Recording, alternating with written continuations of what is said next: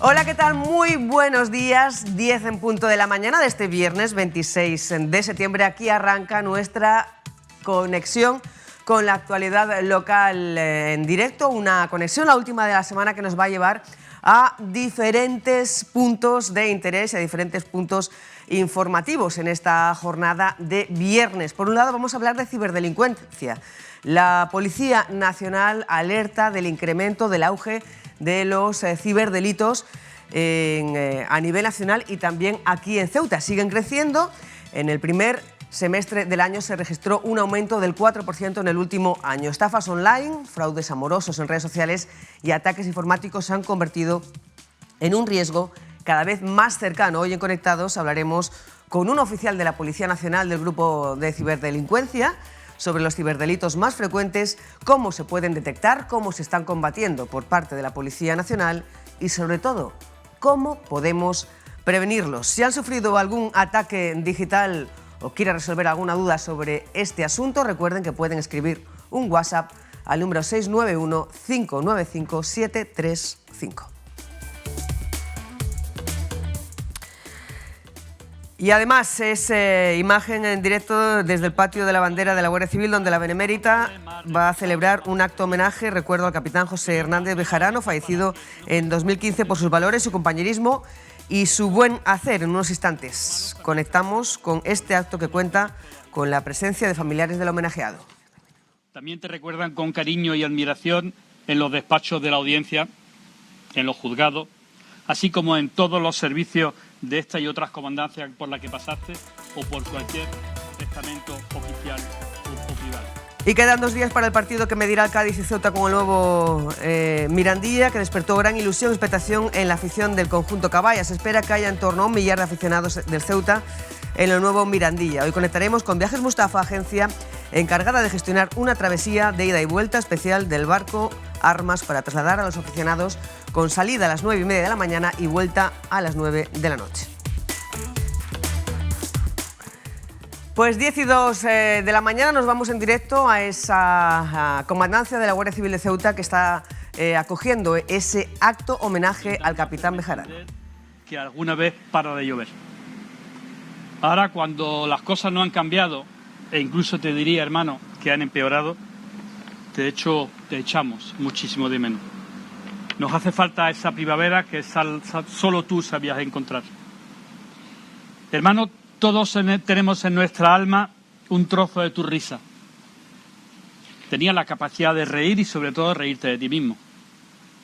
Para los viejos y viejas del lugar quedan tus conocimientos de francés cuando creíste que el galo solo consistía en ponerle una E a todo y constipado se ha transformado en constipé, que en francés significa estreñido, y que no solamente se contaba en toda la comandancia, sino que cuando alguien no lo sabía, lo contabas tú.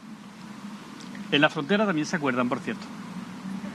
Para tus hermanas, hermanos y amigos queda esa anécdota con tu Toyota nuevo, uno de los primeros que llegó a Ceuta, un híbrido, cuando te pararon en un control de tus compañeros y no supiste ni siquiera abrir la ventanilla. Y después había que explicarlo. Lo contaste 1000 veces y otras 1000 te la pedimos. Nunca acababa la anécdota porque era una risa generalizada.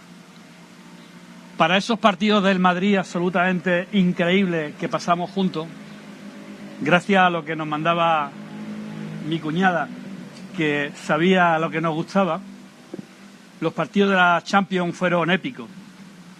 Recuerdo a Parra, que se cuadraba delante de él y decían gran capitán. A Abdelkader, cámara de televisión, que siempre veía un gol del Barcelona, incluso cuando jugaba contra el Manchester, y los demás que nos reíamos todos.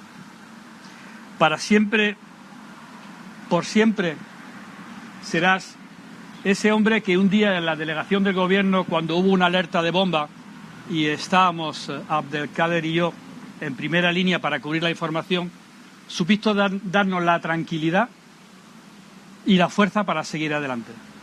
En eso como en otras cosas. Hermano, ¿me quedo corto o me quedo largo? Solo decirte que te queremos, que antes de estar en este patio con tu nombre estaba en nuestros corazones y que aunque sea un tópico jamás te vamos a olvidar. Tus sobris, mi cuñada, perdón, mis sobris, mi cuñada, tu gente, te seguimos queriendo. Solo me queda despedirme como siempre lo hacía. A tus órdenes, mi capitán. Muchas gracias.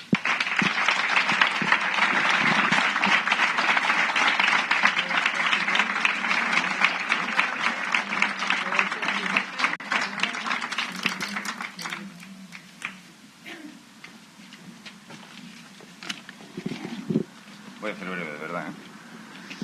Buenos días a todos los asistentes, especialmente a Maribel, a sus hijas y a los nietos de Pepe, que hoy vuelven a su casa y que nos habéis honrado en acompañarnos. Hoy tratamos de hacer justicia a la memoria de Pepe Bejarano. Créanme si le digo que es imposible que la Guardia Civil le devuelva a Pepe todo lo que Pepe le dio a la Guardia Civil. Pero todo el personal de la comandancia, tanto los que estamos ahora como los que han estado antes, estábamos de acuerdo en que algo había que hacer para recordarlo. Muy al estilo del homenajeado, al que no le gustaban las cosas excesivamente ceremoniosas, este es un acto tan sencillo como informal, pero también cargado de significado y de cariño. Este es un encuentro de sus amigos y va a tener el formato íntimo que a él le hubiera gustado. Le decía antes que había que hacer algo para aquellos que tuvimos la suerte de compartir el día a día con él, y también había que hacer algo para que todos los que no tuvieron ese placer sepan algo más de esa persona que siempre tenemos en nuestras palabras. Yo no voy a hacer un resumen de la brillante carrera del capitán Bejarano y de sus innumerables éxitos profesionales. En primer lugar, porque sé que a él no le gustaría. Y en segundo lugar, porque siendo un guardia civil ejemplar, su calidad humana trascendía todo lo que a lo que podamos decir de su vida profesional. Pepe era esa persona que te hacía sentir que estabas en familia, que con una sonrisa siempre tenía una palabra amable para todos.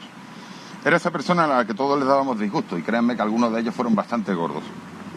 Pero que lejos de tomar medidas se sentaba contigo y te hablaba, y en esas conversaciones te volvía mejor persona y mejor profesional. Me van a permitir que abuse de tener la palabra y les diga que para mí fue mi maestro. Y no solo me enseñó a ser guardia civil, me enseñó a ser mejor persona, y lo hizo como lo hacen los buenos padres de familia. Afortunadamente jamás se ha puesto en una balanza lo que nos dio y lo que le devolvimos, porque estaríamos extremadamente endeudados. Y hoy tengo la convicción de que nos diría: ¿qué pasa, enano? ¿Que no tenéis otra cosa que hacer? Dejaos de tontería y poneros a trabajar. Desde hoy su imagen preside la entrada principal de la comandancia, porque es difícil que una persona simbolice los valores a los que aquí dentro rendimos culto. Y Pepe lo consiguió. Ya para finalizar, decir que a todos en alguna ocasión en nuestra casa nos han preguntado si íbamos a heredar la comandancia. Hoy a la familia de Pepe le podemos decir que por lo menos ya tienen parte de ella. Muchas gracias a todos.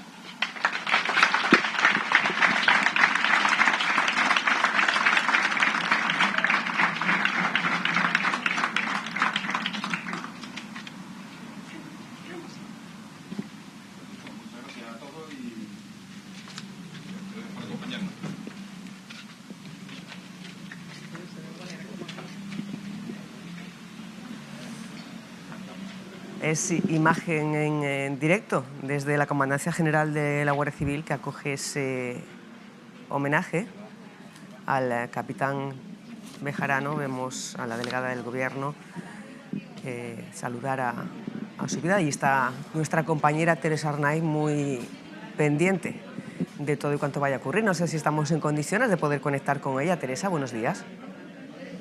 Buenos días, Susana, sí, te estoy escuchando.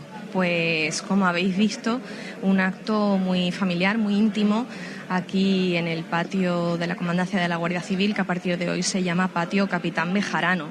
Están los familiares, han dirigido unas palabras Germinal Castillo, un gran amigo del capitán, y el coronel jefe de la Guardia Civil, José María Jiménez.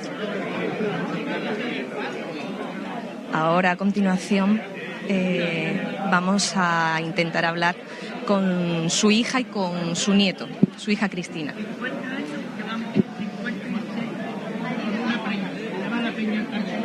Cristina y Álvaro, hija y nieto del capitán Bejarano. Sí. Buenos días. Buenos días, ¿qué tal? Gracias por venir. A vosotros. ¿Qué os ha parecido el homenaje? ¿Estáis satisfechos, contentos? Bueno, súper satisfechos, súper agradecidos, de verdad, como ha comentado Germinal. Llevamos 10 años en los corazones y esto ha sido como el final que él se merecía, entonces agradecidísimo. Y es verdad que a lo mejor es un acto que a él no le hubiera gustado porque no le gustaba todas estas cosas, pero creíamos, la familia pensamos que se lo merecía y que, bueno, que se hiciera lo más público y compartido posible, porque sabemos que le quería mucha gente. Así es, la verdad es que ha sido una culminación a una trayectoria, un recuerdo que nos ha acompañado, como bien decían los compañeros, durante mucho tiempo. Yo me he criado aquí y ver su foto en el patio en el que pasaba tantas horas, la verdad es que me llena de orgullo. Y no hay palabras que pueda darle de agradecimiento a esas bellas personas que han hablado hoy por él, por su recuerdo, y creo que comparte toda mi familia este orgullo de verlo a él aquí. Muy bonitas palabras, tanto de su amigo Germinal Castillo como del coronel jefe. Todos lo recuerdan con cariño y además una persona seria en su trabajo. Sí, como dicen también, han dicho, o sea, él ha inculcado unos valores que siguen más allá, ¿no? Y resaltar, pues eso, su valor como persona casi más que como profesional, ¿no? Lo típico que se dice, para ser un buen profesional tienes que ser antes una buena persona, y es lo que él nos ha transmitido siempre. Y bueno, desde aquí, pues si se me permite, pues eso, un llamamiento también a que se vele, se guarde, se invierta en salud mental y se ponga, bueno, que se resalte lo importante que es, y para todo el mundo. Para todo el mundo y sobre todo para los trabajadores de defensa. Exactamente. Apoyar a todo el mundo que se encuentre mal y nunca dejar solos a nadie ante esta tesitura. Así que no podemos dejar eso a un lado. Mi profesión no me lo permite y además creo que es un acto de humanidad por parte de todos y debe ser así. Pues Álvaro y Cristina, muchas gracias a los dos por atendernos y enhorabuena por este homenaje. Gracias, de verdad, gracias por venir. Bueno, Susana, pues aquí dejamos la conexión de momento. Las palabras, como hemos dicho, de su hija y de su nieto, y supongo que también habréis escuchado las palabras del coronel jefe y de su compañero y amigo Germinal Castillo. A partir de hoy, como decíamos al inicio de esta conexión, este patio se llamará Patio Capitán Bejarano. Pues muchas gracias, Tere, por traernos en directo ese homenaje, ese reconocimiento al capitán Bejarano por sus valores, por su compañerismo y también por su buen hacer. Muchas gracias. Seguimos en conexión para que nos pidas paso cuando tengas más cuestiones que mostrarnos. Ahí vemos la placa que se ha descubierto en ese patio que a partir de hoy lleva su nombre. 10 y 13 minutos de la mañana de este viernes 26 de septiembre. Esta última conexión de la semana nos lleva ahora a conectar con la Agencia Estatal de Meteorología. Vamos a ver qué panorama meteorológico nos depara hoy. Y ya lo tienen en pantalla, es de cielo con intervalos de nubes bajas, sin descartar alguna precipitación débil y ocasional en las primeras horas del día, tendiendo ya a despejarse por la tarde. Las temperaturas continúan en torno a los 19 grados de mínima. La máxima hoy bajará ligeramente hasta los 25 y el viento sopla de levante moderado.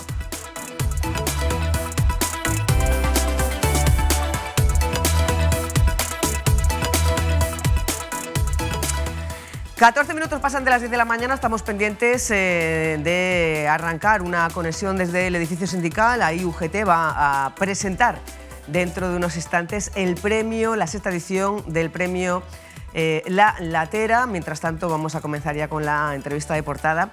Se lo avanzábamos en los titulares. La Policía Nacional alerta de que la cibercriminalidad sigue creciendo en España y también lo hace aquí en Ceuta. En el primer semestre del año se registró un aumento del 4% con respecto al año anterior. Estafas online, fraudes amorosos, falsos trabajos o falsas ofertas de trabajo en redes sociales y ataques informáticos en general se han convertido en un riesgo cada vez más cercano. Estamos con un oficial del Cuerpo Nacional de Policía, concretamente del Grupo de Ciberdelincuencia, para hablar sobre este asunto. Alejandro Cerrudo, muy buenos días. Hola, buenos días. Es un problema el incremento de la ciberdelincuencia, de la cibercriminalidad, que preocupa. Efectivamente, estamos teniendo en este último año un incremento, aunque sea en un 4%, pero nosotros venimos viendo un incremento de muchos años atrás que ha sido exponencial, porque este tipo de delitos, al final, como aquel que dice, no entiende de frontera. Los cibercriminales, con el tema de Internet, tienen acceso a muchísima información y llega a muchas partes del mundo. Es ahí a raíz de que todos los ciudadanos, en este caso en concreto aquí de los ciudadanos de Ceuta, somos vulnerables de ser víctimas de este delito, tanto por desconocimiento y por confianza. Estamos viendo en pantalla los datos de cibercriminalidad del primer semestre del año en comparativa con el primer semestre del año anterior y vemos que han subido, como decíamos hace unos instantes, un 4%, 296 ciberdelitos en el primer semestre del 24 por 308 en el primer semestre del 25. Bajan las estafas informáticas en un 7,5%, 253, 24 y 234 ciberestafas en los primeros 6 meses del año 25, pero crece de forma considerable el número de ciberdelitos. En este primer semestre de 2025, 74 ciberdelitos de otro tipo por 43 en el primer semestre del año 24, lo que supone un incremento superior al 72%. De estos datos que estamos dando, ¿qué es lo que más preocupa al grupo de ciberdelincuencia de la Policía Nacional? Porque estos datos hacen referencia en concreto en Ceuta, pero a nivel nacional es verdad que hay un aumento, descomunal, exponencialmente. Estos son de la ciudad de Ceuta. Lo que nos preocupa es que al final está todo más... con las tecnologías tenemos acceso a más información, somos receptores de información que muchas veces no controlamos y que dan a pie a estas personas, a los cibercriminales, a que nos tiendan el gancho y nosotros picar. ¿Y hay algún perfil de persona más vulnerable ante este tipo de delitos? No, perfil simplemente con tener acceso a Internet, estar conectado en línea y al final nosotros veramos tanto en comercios electrónicos, bancas online, perfiles de redes sociales. Al final, estar expuesto es un riesgo tanto si eres una persona mayor, de mediana edad, aunque seas un adolescente, y incluso si tienes conocimiento informático puedes caer en este tipo de estafas. Como decimos, trabaja en el grupo de ciberdelincuencia aquí en Ceuta. ¿Cuáles son los riesgos más frecuentes que están viendo ustedes aquí en la ciudad? Hay mucha gente que por impulso accede a cierto tipo de información o a cierto tipo de oferta que terminan por confianza y desconocimiento acceden y compran en diferentes páginas web que no han contrastado anteriormente, que le llega un SMS y facilitan información bancaria, le llaman de un número de teléfono que es igual o similar al de una entidad y da información que no tienen que dar. Y entonces ahí empieza el juego. Hemos dado los datos de los ciberdelitos, datos de ciberdelincuencia en general y de las ciberestafas en particular. ¿Se denuncian todos los casos o cuesta denunciar? Yo creo que faltan denuncias que no tenemos conocimiento, que a lo mejor hay una víctima que le llega un cargo de 20 euros, no lo reconoce, no llega a presentar la denuncia, o porque su entidad bancaria se lo devuelve, o porque no se preocupa y lo deja pasar o no se da cuenta, porque son pequeñas cantidades y no lo ponen en conocimiento. ¿Y hay algún porcentaje, aunque sea aproximado, del número de denuncias que se acaban esclareciendo? Yo no lo tengo ahora mismo esa información, pero al final sí llegamos a un gran número para esclarecer.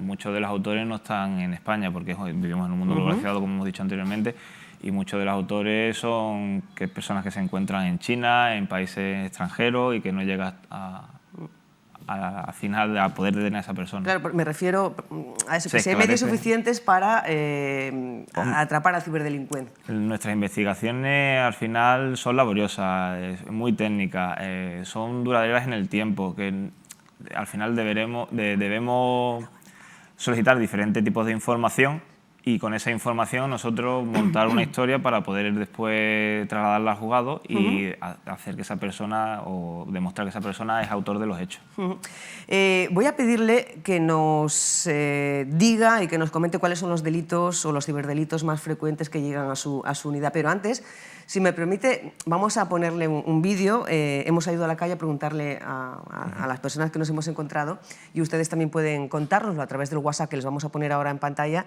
si han sido víctima de algún ciberdelito o conocen a alguien que lo haya sido. Estas son las respuestas que nos han dejado en la calle. ¿Has sido víctima de algún delito digital? Bien. No, hasta el día de hoy que yo sepa, no. De momento nada. Estamos pendientes, siempre vamos mucho con antivirus y todo eso, dándole vueltecillas al móvil, al ordenador y todo eso, pero de momento, gracias a Dios, nada. No, de momento no, pero hay que estar precavido. Bueno, mandarme me mandan a cada momento cosas al teléfono, pero vamos, ni caso. No, de intento sí, pero de delito digital no. El típico mensaje que se le ha perdido el móvil al niño, que tienes que mandar, pero un poco más. No. Sí. Bueno, estas cosas da un poquito de vergüenza decirlas, tú lo sabes. Estafa de dinero. De criptomonedas y eso sí. No, gracias a Dios no. No. Pues yo creo que más de una vez me han intentado por el móvil estafar, en plan de mandarte correo, mandarte SMS diciendo oye, soy X persona y necesito esto, soy tu abuela, soy tu tal, pero a ver, yo creo que llegar a estafarme no me han llegado, pero sí la han intentado. No. No, de momento no. Bueno, ha habido una persona que sí, hay otras personas que dicen que no han sido víctimas, hay algunas que dicen, bueno, me ha llegado un montón de cosas, pero no he sido víctima todavía, hay algunos que dicen, no, que yo sepa.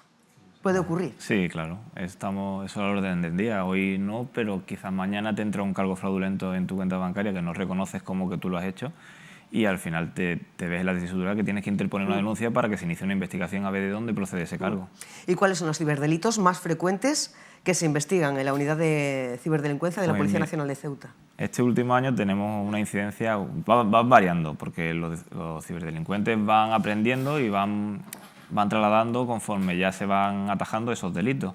Pues lo que mayor incidencia tiene ahora mismo es las estafas a través de los portales de compraventa, que una persona anuncia un producto, por ejemplo, ¿no?, que lo quiere vender, y estas personas estudian a ese perfil y llegan al punto de que te hacen a ti como que tú tienes que pagar una cantidad para poder enviarle el producto si quieres vender el producto. Entonces tú tienes que pagar por un producto que estás intentando vender, que eso no tiene sentido.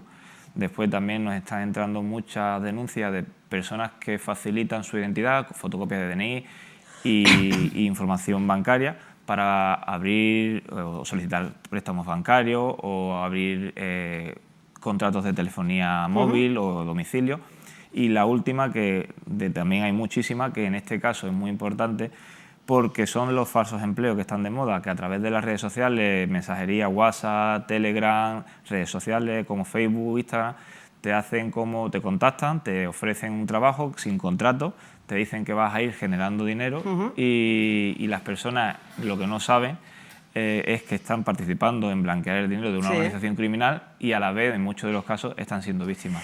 Si te parece, vamos a ir repasando uno a uno qué es cada uno de los delitos más frecuentes que llegan a la comisaría y al grupo de ciberdelincuencia en Ceuta y cómo detectarlos y también cómo prevenirlos, que es lo que nos importa de esta conversación. Sí. ¿Qué es el phishing? El phishing, pues, es una técnica que utilizan los ciberdelincuentes, es la más antigua, es la con que iniciaron todo. Es que te mandan un correo electrónico, ya suplantando la identidad de tu entidad bancaria o una empresa en concreto, solicitando información. Un enlace, pinchas y tú facilitas tu información bancaria. Una vez facilitas la información bancaria, pues ellos con eso empiezan a operar. Después... ¿Y cómo podemos evitar pues desconfiando de todo. De ser sentido común, nadie te va a solicitar tus contraseñas bancarias a través de un enlace. Si ves que recibes una información de ese tipo por correo electrónico, consultar incluso con la Policía Nacional o hay otros medios como INCIBE, que hay un teléfono de información, incluso contactando con la propia entidad. Imagínate que es una entidad bancaria, pues llamas a tu entidad bancaria y verificas, mira, he recibido este correo, ¿es verdad que estáis solicitando esta información? Pues ya... Y si no, incluso personándote físicamente. Siempre por correo electrónico, el phishing. El phishing suele ser correo electrónico. Ya ha ido avanzando y ha ido creando otras modalidades a raíz del phishing. ¿Y el vishing? Muy parecido. El vishing, claro, es la modalidad, es lo que te quería explicar ahora. Ha ido variando, mutando, por así decirlo, que ahora es a través de llamada telefónica. El vishing de voice va a través de teléfono, es cuando un agente te llama haciéndose pasar por un comercial una persona que se dedica al fraude financiero y te comenta, no, es que has sufrido un cierto ataque en tu cuenta bancaria, tienes que facilitarme esto, y lo que estás dándote información verídica tuya, porque la tienes, y con ese gancho, con ingeniería social, te engañan y tú confías y le empiezas a dar ahí mucha información. Y ellos ya empiezan a operar. Y cuando te hacen esa llamada, ¿qué número aparece? ¿Te puede dar alguna información sospechosa el número? Hay a veces que sí te puede, porque son teléfonos móviles o no son números de teléfonos habituales, y otras veces son capaces de suplantar el número de teléfono incluso de la misma entidad que normalmente realizas una llamada. Mediante técnicas, ellos tienen programas para ocultar el número llamante y que aparezca el número que suplanta la entidad. O sea, que el número no puede, que nos aparezca en pantalla, no puede darnos una alerta. Claro. Del número no nos podemos fiar. Tienes que desconfiar. ¿Aparece una voz de una persona normal o una voz de...? No, una persona normal, como si fuera tu agente, te empieza a comentar, tienen información tuya, entonces te empiezan a hacer que tú creas que realmente estás hablando con una persona de esa entidad. Y a raíz de ahí es cuando ya empiezan ellos, ves que te tienen enganchado y te sacan la información. ¿Y empiezan a operar. ¿Qué tipo de información buscan? Por ejemplo, te dicen, mira, tienes un movimiento fraudulento en tu cuenta bancaria, vamos a intentar retrotraerlo y te voy a facilitar un código. Te facilita un código con un SMS y lo que te hacen es conseguir ese código de SMS. Con ese código a lo mejor estás haciendo una transferencia, verificando una transferencia o haciendo un movimiento en una compra en una tienda online. Y además ese SMS normalmente lo configuran de una manera para que entre en el mismo hilo de SMS de tu entidad bancaria, que es lo que estamos utilizando últimamente. Y claro, al ser transferencia no se puede devolver. No se puede pedir a la no, entidad claro, bancaria. Se puede interponer una denuncia diciendo que ha sido víctima de este tipo delictivo y que realmente ha sido engañado y que por ahí intentar... ¿Tiene algún tipo de responsabilidad la entidad bancaria en este tipo de casos? En muchos de los casos, depende, ellos estudian el caso y cuando ellos ven que son responsables de ciertos tipos que no han tomado las medidas de seguridad correspondientes, los retrotraen el cargo, te lo devuelven, vamos. En otros casos lo estudian, ven que tú tenías que haber tomado la diligencia debida para que no te hubieran realizado ese cargo y entonces ya es más complicado recuperarlo. Vamos con otro de los ciberdelitos más frecuentes, más habituales, el smishing. ¿Por qué ponemos todos los nombres en inglés? Pues no lo sé, porque será la terminología donde empiezan a tener conocimiento y ellos son los que los bautizan, pero vamos, que tampoco... ¿Cómo lo podríamos traducir al castellano, el smishing? El smishing, que te pescan a través de un SMS. O sea, el phishing con pesca, pues smishing, terminología ING, como... Pues igual, que a través de SMS te mandan el gancho y cuando tú picas. El smishing, pues igual, te mandan un SMS que te suele entrar incluso por tu mismo hilo de entidad bancaria o de correos, por ejemplo, estás esperando un paquete. ¿Pero cómo es el mismo hilo de tu entidad bancaria? Lo configuran de tal manera que tú tienes en tu teléfono, recibes la información cuando verificas una compra legal. Vamos, tú verificas una compra y te llegan. Este es el código de verificación de esa compra. Cierto. Tú la verificas y te entra un SMS en tu hilo de SMS. Pues ellos se la ingenian de tal manera que muchas veces te entran en ese mismo hilo. La información esa, entonces tú confías de que estás tratando con tu entidad. ¿Y cómo llegan a entrar en ese hilo? ¿De dónde obtienen los datos, la información? Claro, previa? porque ellos estudian, configuran los sistemas informáticos y de tal manera de que ellos hacen pruebas, ellos siempre prueban antes de realizar un ataque, que cuando realicen el envío de SMS entren en ese hilo. Por las configuraciones de los teléfonos, al final hay fallos que pasa eso. Pero ¿tiene ahí alguna responsabilidad o alguna falta de protección por parte del usuario? ¿Podemos protegernos para que no lleguen a obtener los datos y puedan entrar en ese hilo? El consejo más fácil que puedo dar es desconfiar siempre de una comunicación que no he realizado. Yo, si me llega un mensaje de verificar una compra que no he hecho, no voy a dar esa información, no voy a introducir ninguna información bancaria, ni voy a facilitar ninguna contraseña a ninguna persona que me llame, que yo no estoy esperando ninguna llamada, ni facilitar que yo no he hecho una compra, por ejemplo, online, de decir, no, es que tienes que confirmarme o que estás siendo víctima. No, primero compruebo, hablo con mi entidad financiera y a raíz de ahí pues ya empiezas a sospechar. Hay una estafa, una ciberestafa, un ciberdelito que preocupa mucho, que preocupa especialmente por su auge en el grupo de ciberdelincuencia aquí en Ceuta. Hemos comentado anteriormente un poquillo, es el tema del falso trabajo. La gente joven ahora es un gancho para los ciberdelincuentes por el tema de que le prometen de que si le da... Primero lo captan, ¿no?, en redes sociales. Le comentan de que si está buscando trabajo y... El típico mensaje en redes sociales, ¿quieres obtener ganar tantos euros al mes? Claro, efectivamente. Incluso están entrando por SMS, en Telegram, ya por todas las redes sociales. Te ofrecen una serie de trabajos que son muy sencillos. Dice, visualiza vídeos online, dar likes para que genere movimiento. Ellos consideran que eso al final es una cosa que hacen diariamente y lo conocen. Y a raíz de ahí ya empiezan, entablan una conversación, te derivan a una aplicación de mensajería, te ofrecen unas ciertas cantidades, al principio son muy bajas, te dicen, tú te abres una cuenta bancaria con tu información, nos facilita el número de cuenta y le das like. Y la primera semana tienes que hacer, por reto, 10 likes. Te ingresan 2 euros en tu cuenta bancaria. 2 euros. Así te tienen enganchado. Empiezan después 5 euros, ves que estás trabajando y ves que estás moviendo dinero, entonces ellos te prometen, dicen, te vamos a pasar a un grupo más especializado. Y a raíz de ahí dicen, me tienes que pasar tus credenciales bancarias, tu número de cuenta y vamos a empezar a mover más cantidades. Para que genere más dinero, te vamos a ingresar más cantidad de dinero.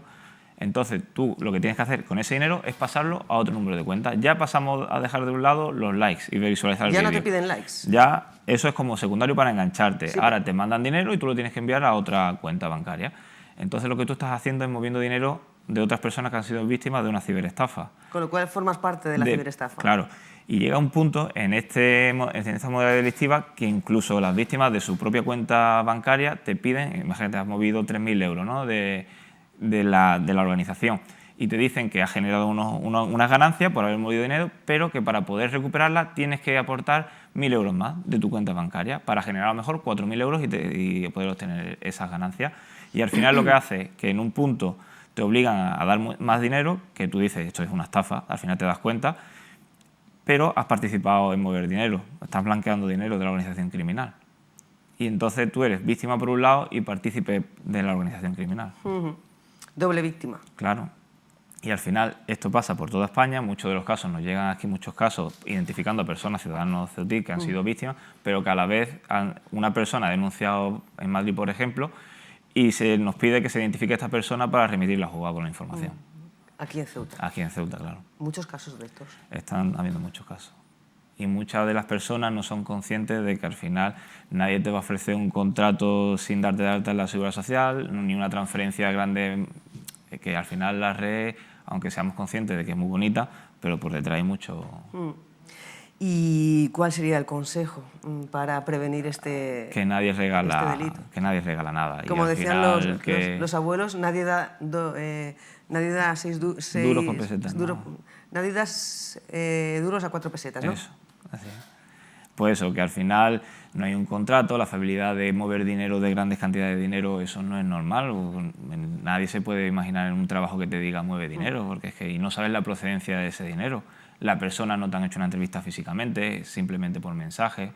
Al final hay que desconfiar. Ahí la comunicación es por mensaje, no es vía telefónica, claro, no es a quizá través... alguna vez puede intentar, si ven ellos que a lo mejor la víctima se le va a ir o no van a poder conseguir algo, incluso le pueden realizar una llamada. Pero normalmente son intercambio de mensajes a través de WhatsApp, Telegram... ¿Y cuál es el perfil de la víctima de este delito aquí? Pues gente demandante de empleo o gente joven, gente que se mueve muy bien en las redes sociales, que consideran que con dándole likes y visualizando vídeos van a generar ese... Pero yo es que todavía no conozco a nadie que haya hecho eso y ganado dinero, vamos. Al revés, ¿no? Al revés sí. O sea, que al revés, que se pierde. Sí, se pierde dinero, claro. Y otro de los ciberdelitos que bueno, preocupa bastante, no sé si es el caso de Ceuta también, es la estafa amorosa. Sí, eso no es un tipo delictivo que el amor aquí, que rompe el corazón y la cartera. Efectivamente, no es un tipo delictivo que aquí tengamos mucha incidencia, pero sí hemos tenido casos y que efectivamente que con la excusa de que entablas una conversación por las necesidades que sea a través de redes sociales, entablar una conversación con un perfil donde tú lo único que haces es mensajearte o alguna llamada telefónica, intercambio de una fotografía que el ciberdelincuente ha obtenido de otra fuente, que no es realmente esa persona con la que está entablando. Una vez ya tiene tomada la confianza de la víctima es cuando le solicita primero pequeños ingresos y posteriormente ya empieza a solicitarle más. ¿Ahí cómo entran? ¿Cómo te entran? ¿Cómo te llega el primer contacto? Pues sí, pues puede ser, tú estás en una red social y te entra una petición de amistad y ya la persona pues estima oportuno si aceptarlo o no aceptarlo. Incluso te manda un mensaje, estoy interesado en conocerte y ya depende. Como el que tenemos en pantalla ahora mismo. Hola, feliz año nuevo, estuve un rato mirando tu página. Efectivamente, sí. Hermosa foto, me asombró la increíble belleza con la que Dios te creó, bla, bla. Efectivamente. Y a partir de ahí se inicia una te conexión, gana, un contacto. Claro, efectivamente. Y el tema de... en este tipo de delictivos hay que darse cuenta de cómo se comunican con nosotros. Muchas veces estas personas son extranjeras y no se expresan bien, el traductor no, y ahí es cuando te tienes que dar cuenta. Pero ellos también son muy inteligentes y dicen que son extranjeros en muchas de las ocasiones y que está intentando empezar a aprender español. ¿Y el perfil de la víctima en este caso cuál es, Alejandro? Pues lo hay de todo, tanto hombres como mujeres, personas que buscan una relación. Primero a lo mejor buscan una amistad y a raíz de ahí, pues por necesidad o lo que sea, y quieren entablar una relación más sentimental o porque le agrada las conversaciones que está teniendo con ese tipo de personas y acceden y dan pie a, al final, ser víctimas de la ciberestafa. La recomendación y el consejo es no fiarse de este tipo de, no fiarse, de mensajes de personas desconocidas. Si conoces a una persona a través de las redes sociales, una videollamada que te dé pie o una video a través de verte, y si tú entablas una conversación, ves que esa persona gesticula o lo que tú le estás preguntando, incluso concertar una cita presencial. Muchas de las veces ellos se la ingenian, no, yo estoy en el extranjero, no podemos vernos, pero antes de mandar dinero o seguir más adelante, claro. Esto, al final... ¿Estos ciberdelincuentes operan también en las típicas aplicaciones de búsqueda de pareja? Yo creo que están en todos lados. Ellos ven la oportunidad, ven el gancho, ellos tiran siempre... la primera piedecita, como si ponen el primer granito y después a raíz de ahí, si ven que como es gratis, para ellos una conexión a internet y buscar información, tírala de esto, si ven que alguien engancha, pues ya empieza. Aquí lo que te piden es dinero directamente, una transferencia. Al final es dinero, todo se basa en dinero, transferencia y ya está. Y ahora que estamos en plena vorágine de inteligencia artificial, el trading y demás, ¿qué pasa con el falso broker? Ojo con eso. Eso también, de esas sí hemos tenido unas cuantas denuncias y además que personas que han perdido mucho dinero, porque te venden como que tú vas a invertir en un sitio donde va a generar en un plazo muy corto de tiempo grandes cantidades de dinero y lo que al final termina son perdiendo grandes cantidades de dinero. Te venden que no, que esto es un mundo nuevo, que está empezando, que las ganancias van a ser exponenciales. Las criptomonedas, los bitcoins... de diferentes criptomonedas. Te lo venden tan bonito que ellos también te engañan porque con la ingeniería social ellos crean plataformas donde tú ves, ellos te dan el enlace, te crean el usuario, tú accedes y tú ves cómo va fluctuando tu inversión. Realmente ellos van haciendo que tú veas cómo fluctúa lo que ellos quieren que vean. Entonces, estas personas ven, hostia, pues mira, estoy ganando bastante dinero, esto tiene rentabilidad. Claro, lo que no saben es que cuando tú vas a iniciar la retirada de esas ganancias, ellos te dicen que no, que para poder retirar esa ganancia tienes que volver a hacer un ingreso más elevado para las comisiones y entonces una vez que realizas te ponen excusa y al final estás en el gancho y al final no lo recuperas. ¿Y estos ciberdelincuentes dónde se encuentran? ¿Te buscan ellos a ti a través de un mensaje privado, directo, SMS o WhatsApp o lo que sea? ¿O aparecen en anuncios cuando tú buscas cómo invertir y ganar dinero en criptomonedas? Ellos anuncian en todos los sitios. Están anunciados, ¿no? Están anunciados, sí, en plataformas de redes sociales como Facebook, Instagram. También te contactan por WhatsApp, te mandan un mensaje de un número anónimo, ¿estás interesado en invertir? Ellos lanzan campañas por todos los medios. Claro, si lanzan 100.000 anuncios y con que piquen 20, a ellos les salen rentables. A partir de ahí tú solicitas información, ellos te realizan una llamada, los números normalmente suelen ser extranjeros, hay muchos que utilizan números españoles, depende de la víctima, para que cree más fiabilidad a estas personas, pero hay muchos que son números extranjeros. Y entonces es cuando tú tienes que empezar a dudar. ¿Y cómo, para una persona que quiera meterse en el mundo de la inversión, de forma segura, cómo distinguir, cómo diferenciar un nada. broker.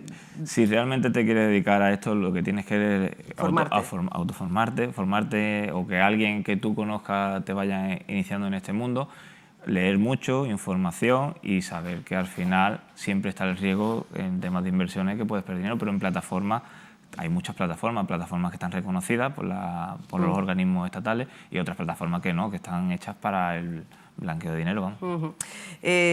Pues estas son las ciberestafas más frecuentes que llegan al grupo de ciberdelincuencia aquí en la Comisaría de la Policía Nacional en Ceuta. Ahora le vamos a pedir pues, consejos sobre cómo protegernos. Imagino que alguno de ellos será participar en campañas de prevención, de concienciación y de información. Y precisamente Raúl está presente en una de ellas que se está llevando a cabo con los más jóvenes, con los adolescentes y los niños. Una campaña de la Policía Nacional que nos lleva hasta el Instituto de Educación Secundaria Clara Campoamor. Buenos días, Raúl. ¿Qué tal, Susana? Buenos días. Pues nos encontramos en el Clara Campoamor. Ya han arrancado las charlas de la Policía Nacional, concretamente del área de participación ciudadana, para alertar un poco a los estudiantes contra el acoso escolar y el ciberacoso. Y estamos con la persona encargada de impartir estas charlas, con Roberto Rodríguez, de Participación Ciudadana del Cuerpo Nacional de Policía. ¿Qué tal, Roberto? Buenos días. Hola, buenos días. Bueno, el otro día conversábamos antes de iniciar estas charlas, ya han arrancado. ¿Cuáles son los requisitos para determinar que existe un acoso escolar o un ciberacoso, Roberto? Bueno, pues en esta charla que de hoy, que es de acoso y ciberacoso escolar, pues les enseñamos a los alumnos a identificar este delito, que es el acoso y ciberacoso escolar. Dentro del acoso escolar pues se tienen que dar varios requisitos para que se produzca este delito, es que, como sabemos, es un delito grave. El primero es que se produzca dentro del centro escolar, entre compañeros. Puede darse fuera del centro, pero siempre debe ser entre compañeros del mismo centro. Además, tiene que haber una repetición en la actitud del acosador. Tiene que ser algo continuado, no puede ser algo puntual. También tiene que haber un dolo por parte del acosador. Y como cuarto y último, tiene que haber un desequilibrio de poder, ¿vale? Siempre el cobarde, el acosador, va a valerse de la debilidad de su compañero para cometer estos actos de violencia.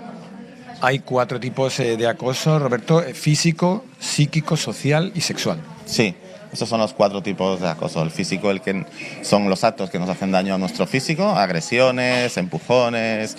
El psicológico, el que nos hace daño a nuestra mente, ¿vale? Que sería todo el tipo de insultos, amenazas. Después está el social, que es uno de los más importantes, que consiste en apartar a la víctima, apartarla del grupo para de esta manera hacerle daño.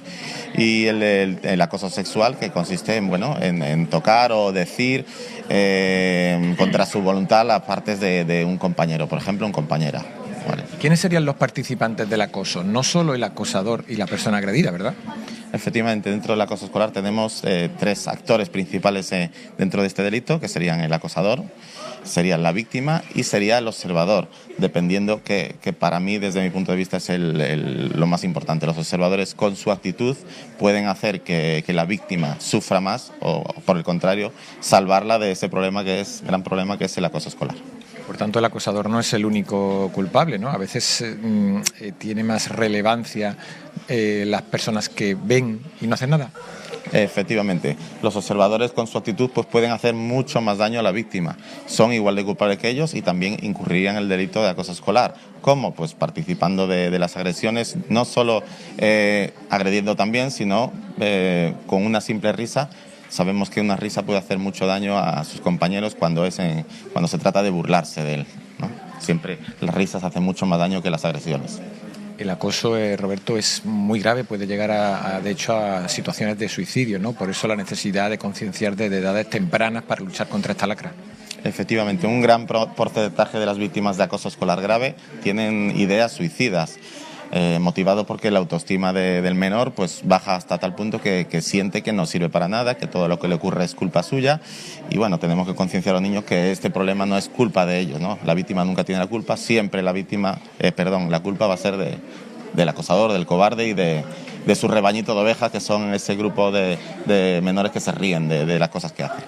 Por tanto, Roberto, la finalidad es evidentemente concienciar y prevenir que no sucedan este tipo de situaciones. Ya por último, la Policía Nacional también desempeña otro tipo de charlas de otro ámbito por los centros escolares, no solo contra acoso escolar y ciberacoso.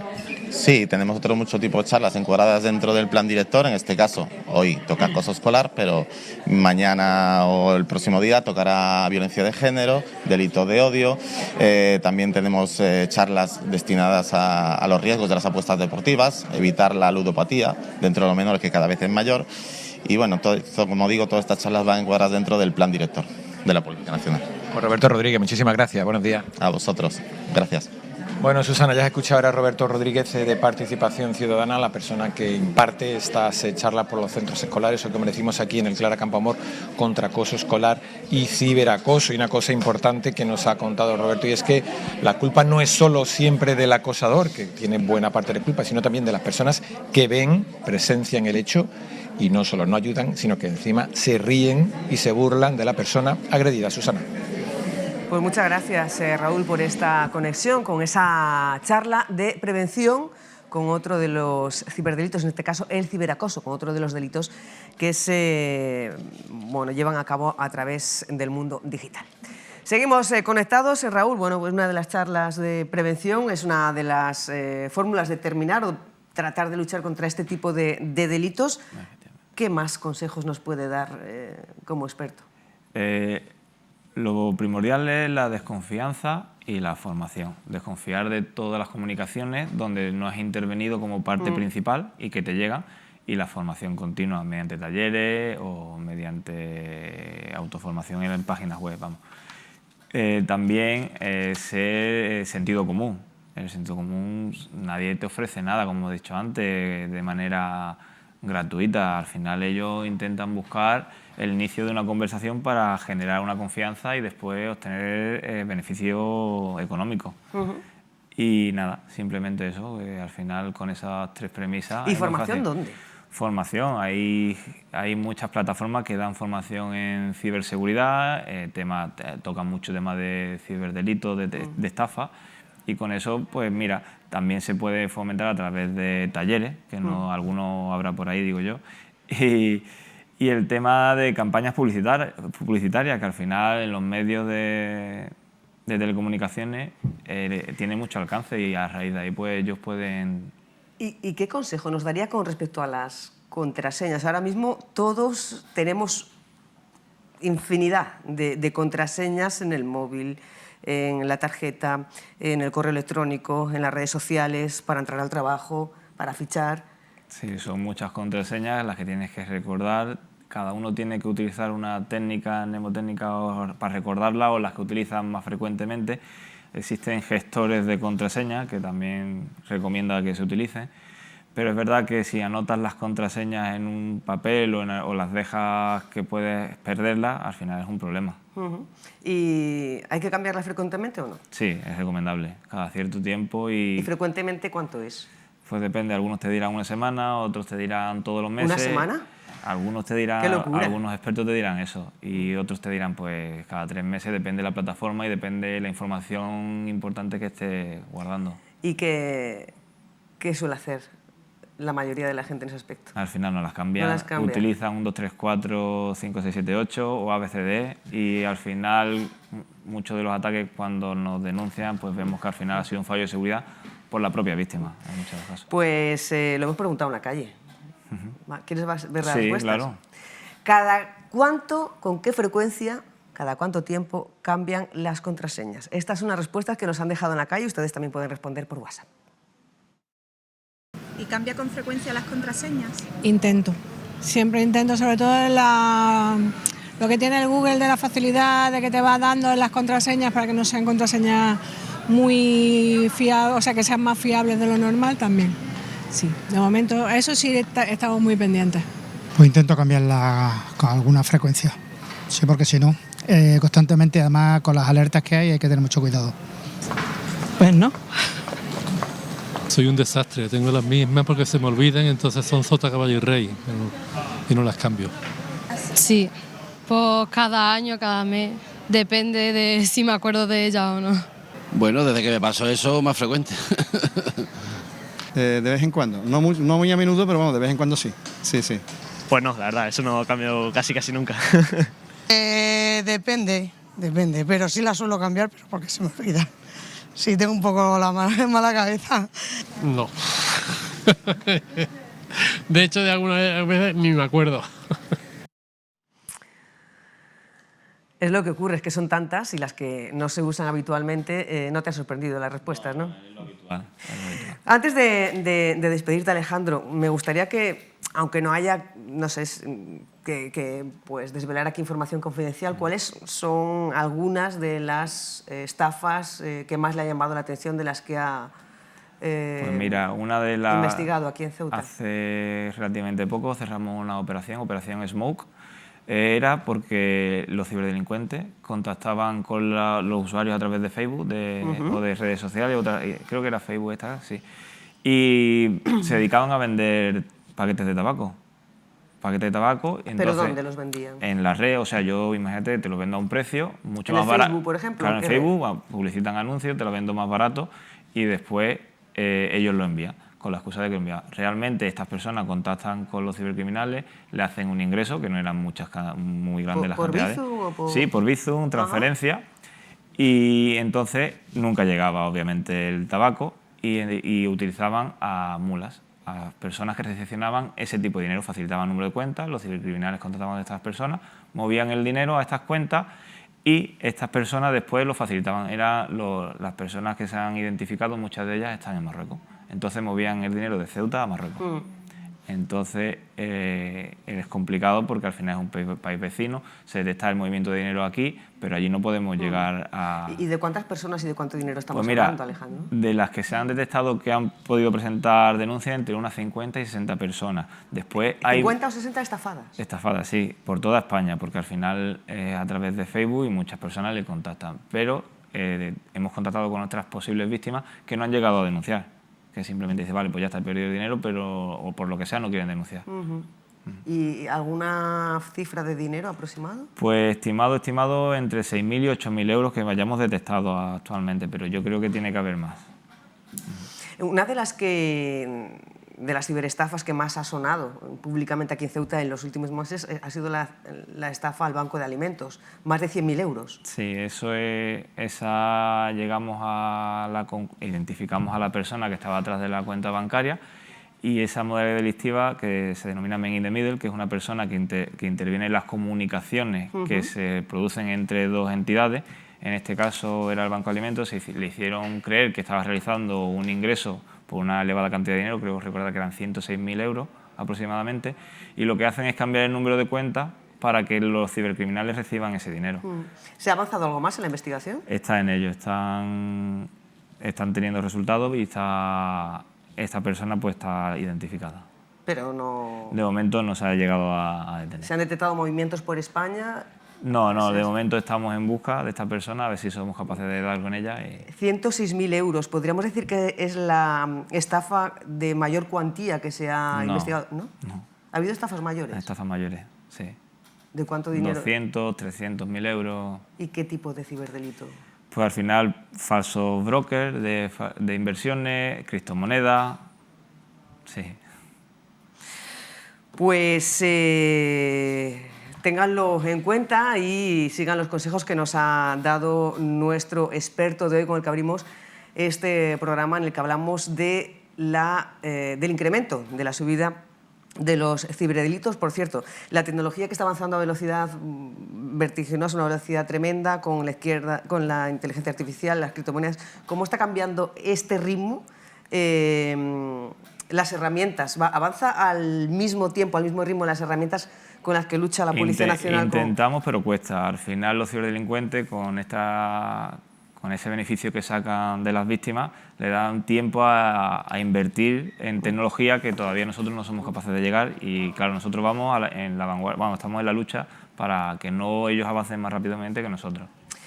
Pues Alejandro Cerrudo, oficial del Cuerpo Nacional de Policía en el Grupo de Ciberdelincuencia, muchísimas gracias por compartir con nosotros esta información de gran importancia, teniendo en cuenta que el número de delitos tanto a nivel nacional como en Ceuta sigue creciendo. En Ceuta, en el primer semestre del año se han denunciado, que no significa que sean todos los que son, efectivamente, porque hay muchas víctimas que no denuncian, denunciados 234 ciberestafas, lo que equivale a 1,3 estafa diaria.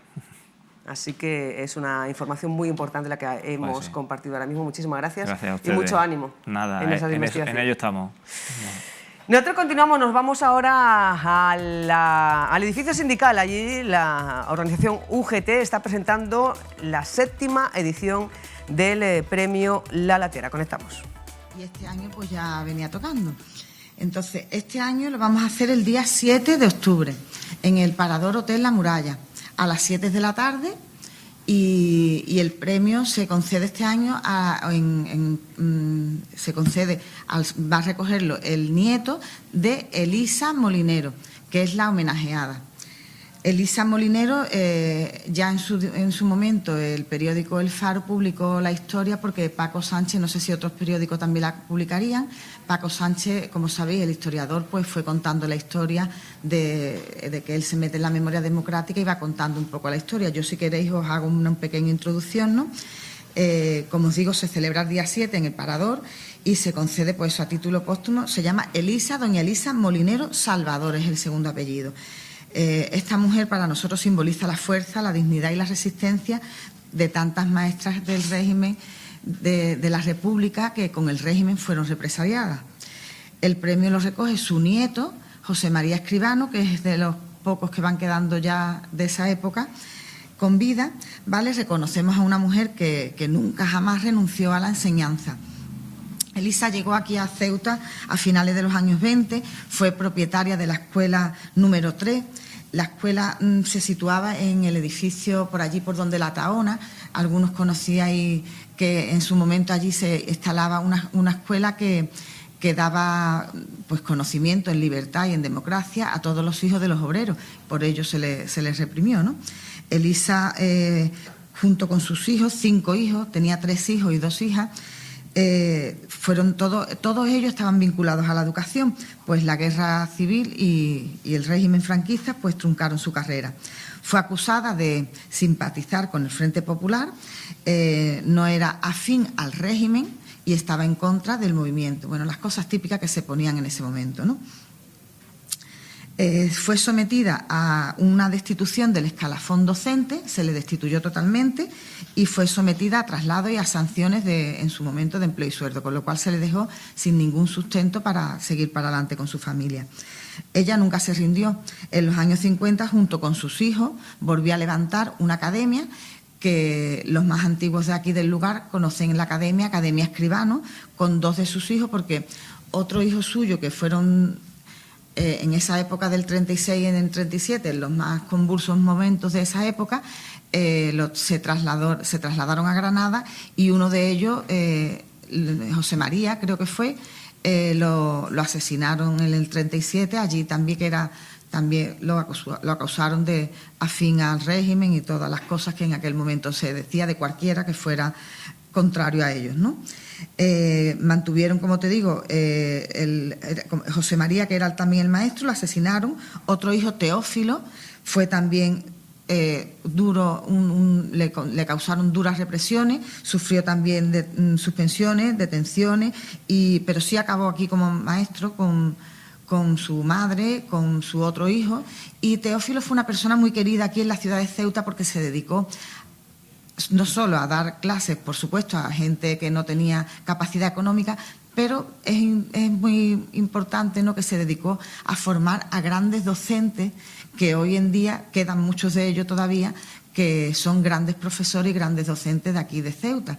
Entonces, muchos de los docentes que hoy están trabajando los recuerdan con muchísimo cariño, porque no solo era un gran profesor, era un gran docente, sino que era una gran persona, y todo eso lo sabía transmitir perfectamente, con lo cual ellos, todos los que pasaron por sus manos, están muy agradecidos y están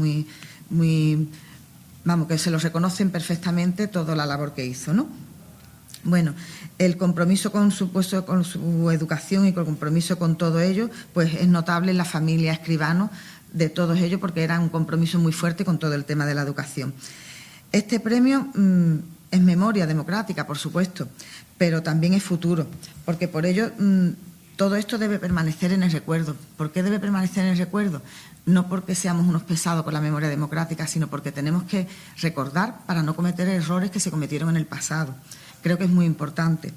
Con este reconocimiento, nosotros desde la UGT Ceuta queremos recalcar el legado de esta familia Escribano y, por supuesto, de Elisa Molinero, y devolverle públicamente la dignidad que a esta persona le fue arrebatada. La memoria de Elisa no solo habla del pasado, sino también interpela al presente y al futuro, recordando que la educación... Pues ya conocemos el nombre de la persona que será reconocida con la 6ª edición del premio La Latera, que otorga UGT. Será la maestra republicana de la época de la República, Elisa Molinero. Será su nieto, José Luis Escribano, quien reciba el reconocimiento el próximo 7 de octubre. Estaremos pendientes de esta entrega, como no puede ser de otra manera. Nos vamos a la estación marítima, concretamente a la agencia de viajes Mustafa, que es la agencia que ha organizado esa travesía especial para trasladar a los aficionados a Cádiz el próximo domingo. Travesía especial que sale a las 9:30 de la mañana y regresa un barco de vuelta con la compañía Armas, que regresa a las 9 de la noche. Raúl Llamas, muy buenos días de nuevo. Cuéntanos cuántas personas espera que viajen en ese barco. Buenos días, Susana. Pues hemos venido a la estación marítima junto a Viajes Mustafa, que ha organizado una excursión para ir a animar al Ceuta, que juega, como sabes, en el Estadio del Cádiz el domingo a las 4:15 de la tarde. Ha organizado una excursión que va a partir a las 9:30 de la mañana del domingo y va a volver a las 9 de la noche. Y nos hemos encontrado con uno de los aficionados que ha venido aquí al puerto a entregar la documentación para viajar en esta excursión. Paco Chávez, buenos días. Bueno, hola, buenos días. Bueno, te vas a Cádiz a animar al equipo, ¿no? Efectivamente, vamos al estadio Mirandilla del Cádiz con todos los aficionados de la agrupación deportiva Ceuta, que hemos conseguido entradas. Es ha sido una de las cosas más importantes el que nos ha pasado, el conseguir la entrada. Vamos con mucha ilusión y hay que agradecer a Viajes Mustafa, toda la gestión que ha realizado para que haya un barco especial para los aficionados de Ceuta. Igualmente a Hassan, es decir, el que hace uno de los que nos tiene en contacto, nos tiene informado en todo momento de cómo va la excursión a Cádiz. Hay que decir que las entradas, creo que al principio eran solo 380, al final una gestión del presidente del Ceuta consiguió que se elevasen en más de 100, ¿no? Ha sido difícil conseguir entradas, ¿no? Sí, muy difícil. Además, el Cádiz hizo una oferta para sus aficionados, es decir, para sus abonados, donde con una entrada que compraban le daban 2 en tribuna y han puesto a la venta a la libre, la pusieron ayer jueves, y entonces hay muchos aficionados que a fecha de hoy todavía hay entradas, es decir, que todavía se puede animar a los aficionados de Ceuta, sobre todo a los forofos que nos gusta el fútbol, y es un viaje muy bonito que compre su entrada, ya que creo que pasaremos un gran momento allí en Cádiz, y lo más importante, que vamos a ganar, es decir, que visto el equipo cómo está funcionando últimamente, vamos a ganar. Bueno, el Cádiz viene de ganar en la Rosaleda, o sea que el Cádiz no es nada fácil. Sí, pero Ceuta también viene de ganar aquí en Ceuta con el Zaragoza, ha habido una evolución del primer partido, el cual asistí a Valladolid a verlo.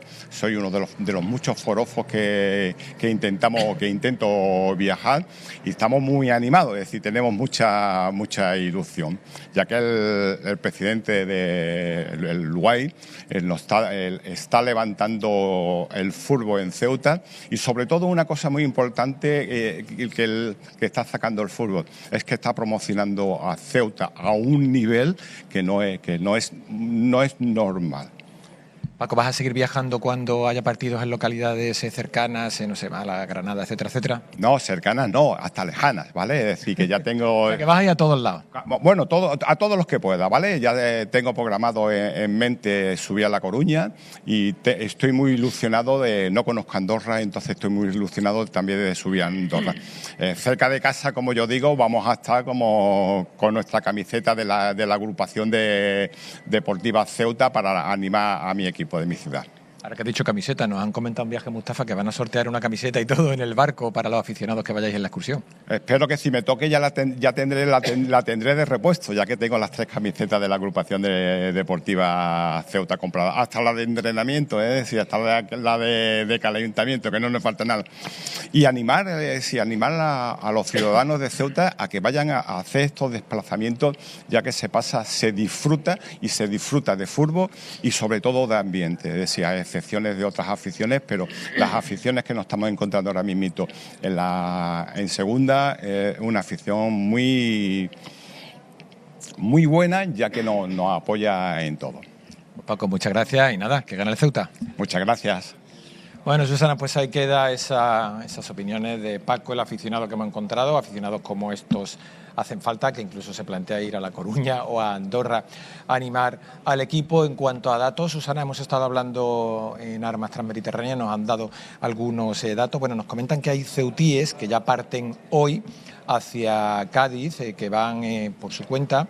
Por tanto, quizás vengan de vuelta con la excursión, pero se van por su cuenta. Entonces, en datos tenemos que a las 9:30 del domingo van a salir 351 ceutíes y 64 vehículos al amparo de la excursión. Y que luego, a la vuelta al domingo, esta cifra se va a incrementar porque, como decimos, hay algunos que se van por su cuenta, pero sí vuelven ya al amparo de la excursión, que serían en torno a unos 500, unos 490 según nos han dicho, y unos 90 vehículos. Por lo tanto, serían unos 500 ceutíes los que, según nos comentan en Armas Transmediterráneas, van a acudir a Cádiz a animar al Ceuta este domingo. Susana.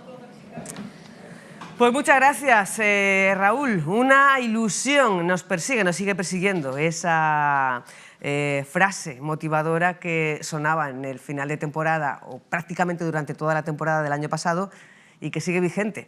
Como ganen, ya vuelven los aficionados machacando la siguiente. Una ilusión nos persigue a Primera División. Abrimos la tertulia con este tema, ¿os parece? Serafín Martínez, buenos días. Perfecto, buenos días. Susana Román, muy buenos días. Hola, y Jesús días. Palenzuela, muy buenos días. Buenos días, Susana. El motor de la ilusión que mueve este equipo, el Ceuta, un año más, Susana. Tú que además controlas de este ámbito, ¿qué capacidad tiene el deporte, este equipo, de motivar, de ilusionar y de cohesionar a toda una ciudad en torno a un mismo objetivo? No hay prácticamente nada que explicar, a la vista está, ¿no? En ese viaje estoy segura que van desde directivos de una empresa hasta transportistas o taxistas, autónomos o gente incluso que esté en el paro, ¿no? ¿Eso qué significa? Pues significa que cuando te late el corazón y se siente en el estómago, pues tiras de lo que sea y este equipo lo ha conseguido, ¿no? Hay que reconocerlo, que no solo... yo creo que es más trascendente, ¿no?, que el propio deporte. Yo creo que ya entra en el ADN de la gente de Ceuta, ¿no? Lo han conseguido, han llenado de ilusión la ciudad y en todos los ámbitos y en todos los aspectos, y hay mujeres, y hay hombres, y hay niños, y si te fijas todo tipo de extractos, y bueno, a mí me parece que es de las cosas más bonitas que le podía pasar a Ceuta. La agrupación deportiva Ceuta como motor, como movilización de la población. Así es, Susana, efectivamente.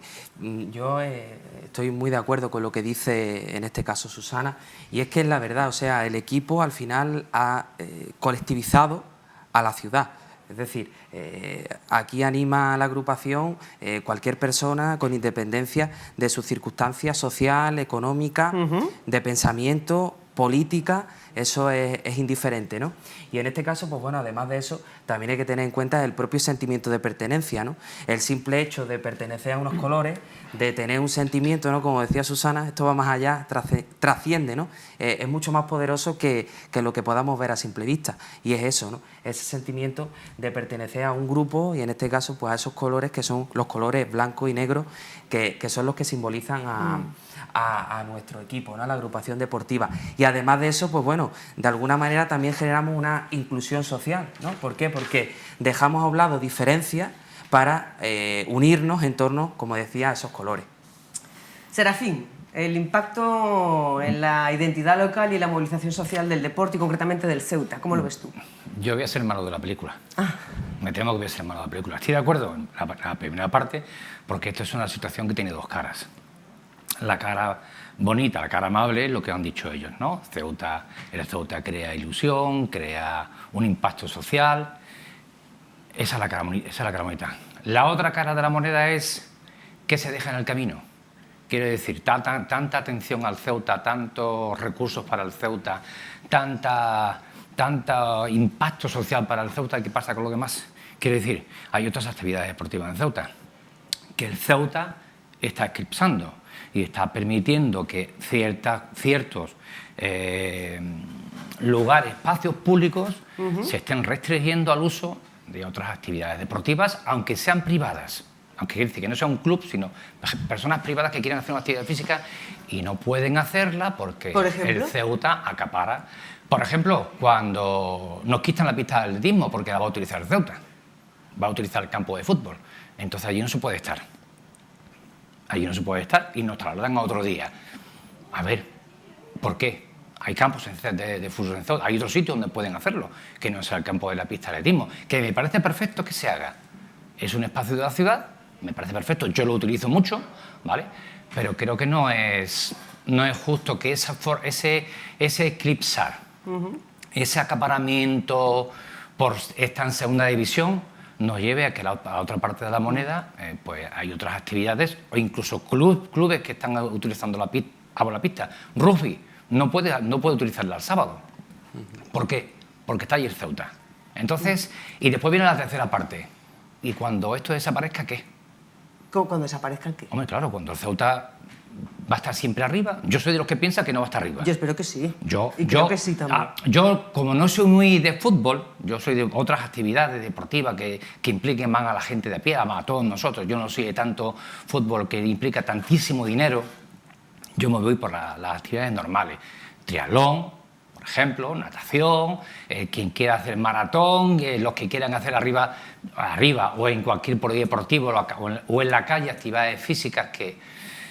El Ceuta eclipsa todo eso, y sobre todo a nivel económico, porque el Ceuta está recibiendo un impulso económico de la ciudad gordo, enorme, tremendo. Y cuando el Ceuta desaparezca, ¿qué pasa?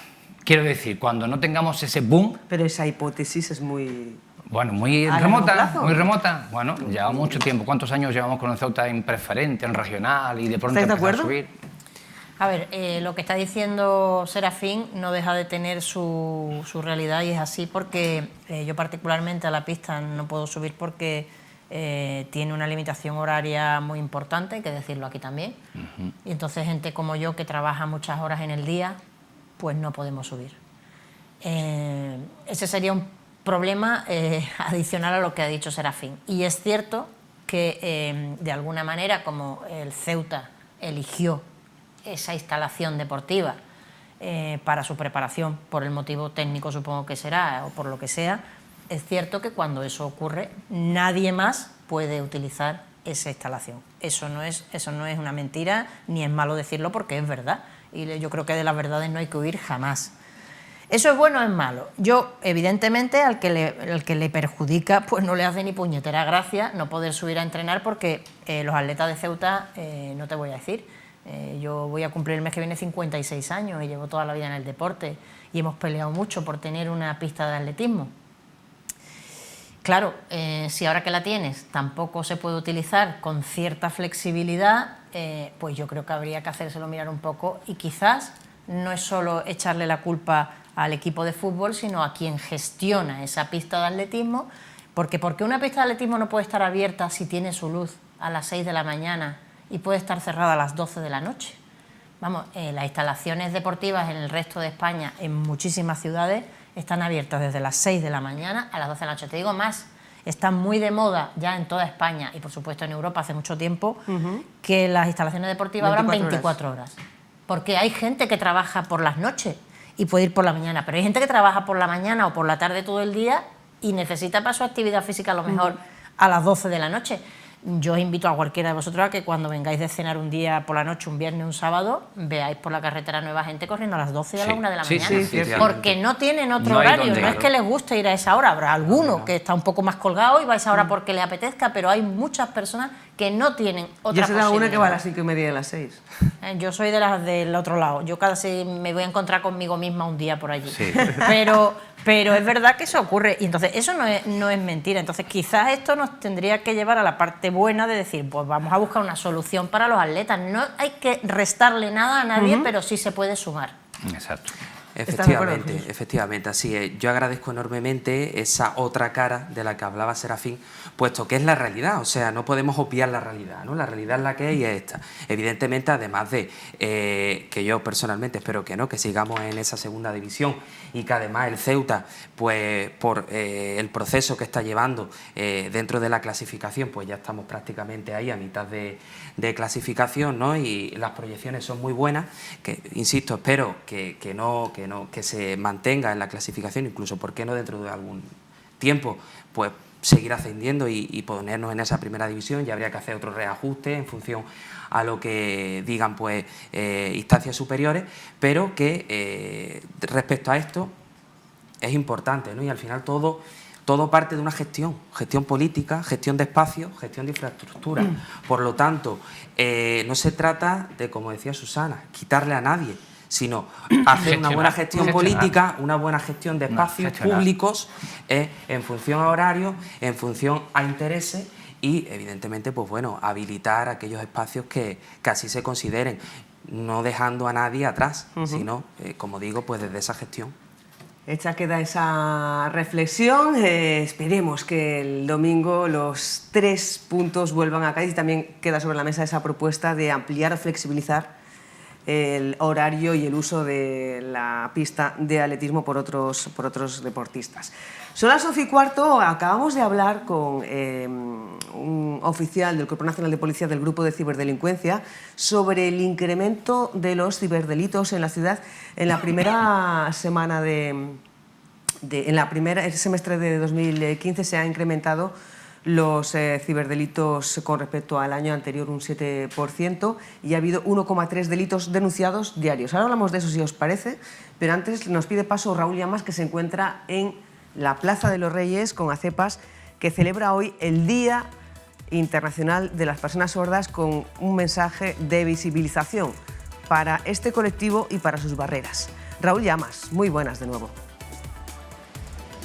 ¿Qué tal, Susana? Pues efectivamente estamos en la Plaza de los Reyes. A mi espalda está el stand que ACEPAS ha instalado aquí en esta céntrica plaza con motivo del Día Internacional de las Personas Sordas. Bueno, es una semana en la que está teniendo lugar diversas actividades y para explicarnos todo esto estamos con Fran Pérez, coordinador de ACEPAS. ¿Qué tal? Buenos días. Hola, buenos días. Bueno, Fran, explícanos un poco cuál es el objetivo de este stand, de todas las cosas de esta semana en general. Un poco visibilizar, ¿verdad? Sí, como hemos comentado durante esta semana. Así. Vale, como hemos comentado durante esta semana, pues eso, dar visibilidad a lo que es la comunidad sorda, a las personas sordas y, como hemos dicho también anteriormente, aparte de dar visibilidad al trabajo que se hace de la asociación, más que nada dar visibilidad a ese colectivo, que la gente conozca cuál es su realidad. ¿Cuáles son las barreras a las que se tienen que enfrentar este colectivo? Vale, pues principalmente las barreras son las barreras comunicativas. Ya hacemos siempre mucho hincapié que cuando se habla de personas sordas no se encasillen en personas que hablan lengua de signos o personas que hablan lengua oral porque tienen sus prótesis. Es el conjunto. Entonces, para unas tendrán unas barreras, otras tendrán otras barreras, pero la realidad es esa.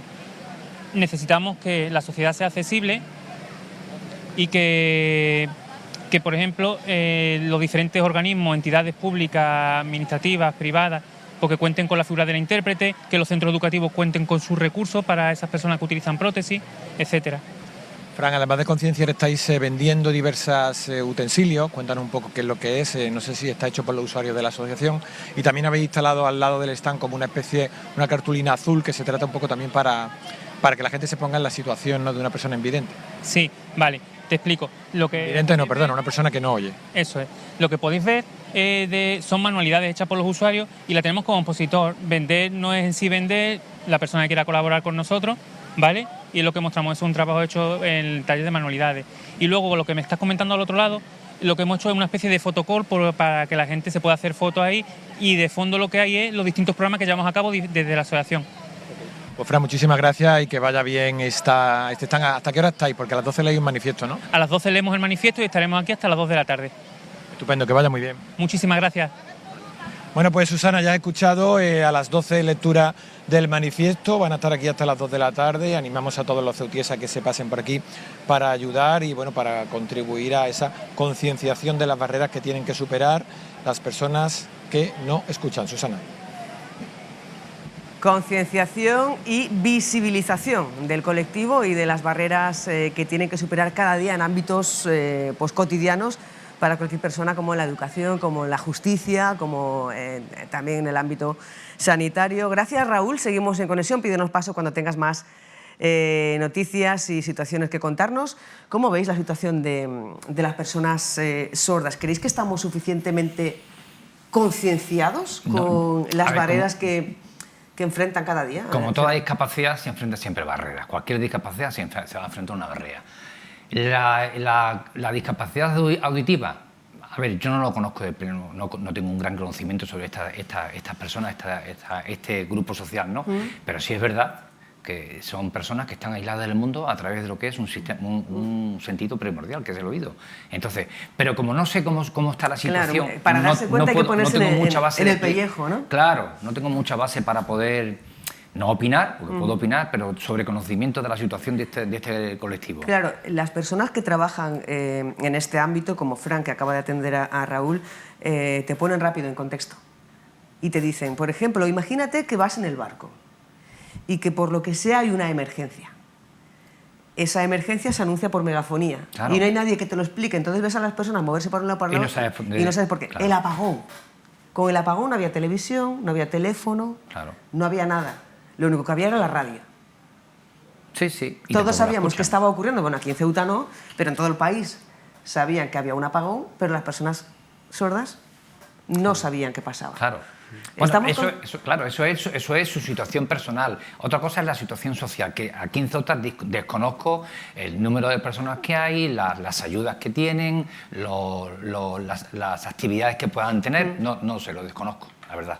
Susana, ¿cómo ves Yo, aunque no soy una experta en estos asuntos, pero sí me pongo en situación, simplemente cuando sales de la piscina y por lo que sea se te han quedado los oídos tapados, estás que no vives. Y simplemente no es que no oigas, oyes un poquito pero estás incómodo, porque no es lo que tú estás diciendo, ¿no? Es el estar aislado absolutamente. Sí, ves, pero no oyes, no sabes lo que está ocurriendo, interpretar una cuestión es muy complejo y yo no sé qué ayudas tienen, pero las que sean seguro que son pocas.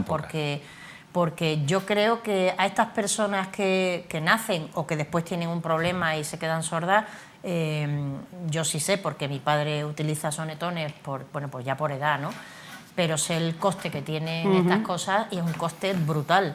Entonces no sé qué ayudas, pero desde luego antes hablábamos de las ayudas del Ceuta, que insisto, me parecen genial y ojalá generemos mucho más y le demos mucho más, pero para este tipo de cosas me parece que es absolutamente importante que estemos los ciudadanos concienciados y sobre todo las administraciones de que hay que darle una ayuda para por lo menos ponerlo, no lo van a estar nunca al nivel de no tener la discapacidad, pero que estén lo más cercano a llevar una vida normal. Jesús. Susana, si me permites, ya que tengo posibilidad de dirigirme a la ciudadanía, ¿no? Y por supuesto a mis compañeros de tertulia, al final el oído es un órgano, ¿no? El oído tiene como tres partes, vamos a decirlo así, ¿no? La parte externa, la parte media y la parte interna, ¿vale? Es como una especie de vara, ¿vale? La parte externa es la del pabellón auditivo, ¿vale? La zona de la oreja, vamos a decirlo así, ¿vale? La zona media es la zona del yunque, del caracol, una zona más intermedia, más promedio. Luego tenemos la parte interna, donde hay unas células especializadas que son las que mandan la información al cerebro, ¿vale? Son, como ya digo, tres partes, ¿vale? Y al final lo que se genera es una hipoacusia, ¿vale? Es decir, la pérdida de la audición, hipoacusia, ¿sí? Entonces, en función del deterioro, podemos hablar de hipoacusia leve, moderada y grave, efectivamente. Entonces, este tipo de personas pues tienen esta necesidad, es decir, una disminución en la capacidad auditiva, ¿sí? ¿Qué pasa? Que evidentemente es cierto y pienso que se ponen a disposición actualmente muchísimas más ayudas técnicas, muchos más apoyos técnicos que hace, por ejemplo, 15, 20 años, es más que evidente, pero de ahí, efectivamente, de ahí hablar de normalización, pues todavía queda un rato. Entonces es cierto que hay limitaciones, Es cierto que hay ayudas, afortunadamente, evidentemente no todo el mundo tiene acceso a ellas, no todo el mundo tiene acceso a ellas, y lo que ha dicho Susana, y es la verdad, y en alusiones a lo que comentaba Serafín, sí, para el Ceuta hay, pero bueno, también vamos a intentar... Aunque incluso esa repercusión mediática que tiene el Ceuta, con lo que pueda suponer que pueda de alguna forma revertir en nosotros mismos, en la ciudadanía. ¿Cómo? No lo sé. Transferencia los políticos social. tendrán la forma de buscar esa gestión. Creo ¿no? que estaban en crear una fundación o la estaban Están en creando. ello, sí, sí. Y Generar creo que transferencia eso social puede es ser muy un vehículo importante. perfecto. Efectivamente. Para que eso de alguna manera vuelva a la sociedad. Claro que sí. Coger el deporte que transfiera a la sociedad, que dé pues algún tipo de oportunidad desde el punto de vista Porque al fin y al cabo, Claro que sí. somos nosotros en general los que vamos a soportar esos gastos, esa inversión del Ceuta, porque con nuestros impuestos estamos pagando eso. Lo normal es que revierta en nosotros. Efectivamente. En España reconoció la lengua de signos en 2007. Por cierto, nosotros vamos a dar un recuerdo y un abrazo a Carmen Granados, que todos los días se interpreta en lengua de signos conectados. 2007 se reconoce la lengua de signos en España. ¿Creéis que está normalizada? No. Casi 20 años. Para nada, para nada. O sea, nada más que tienes que entrar a un banco. Entra a un banco. Sí. ¿Y en la justicia, Susana?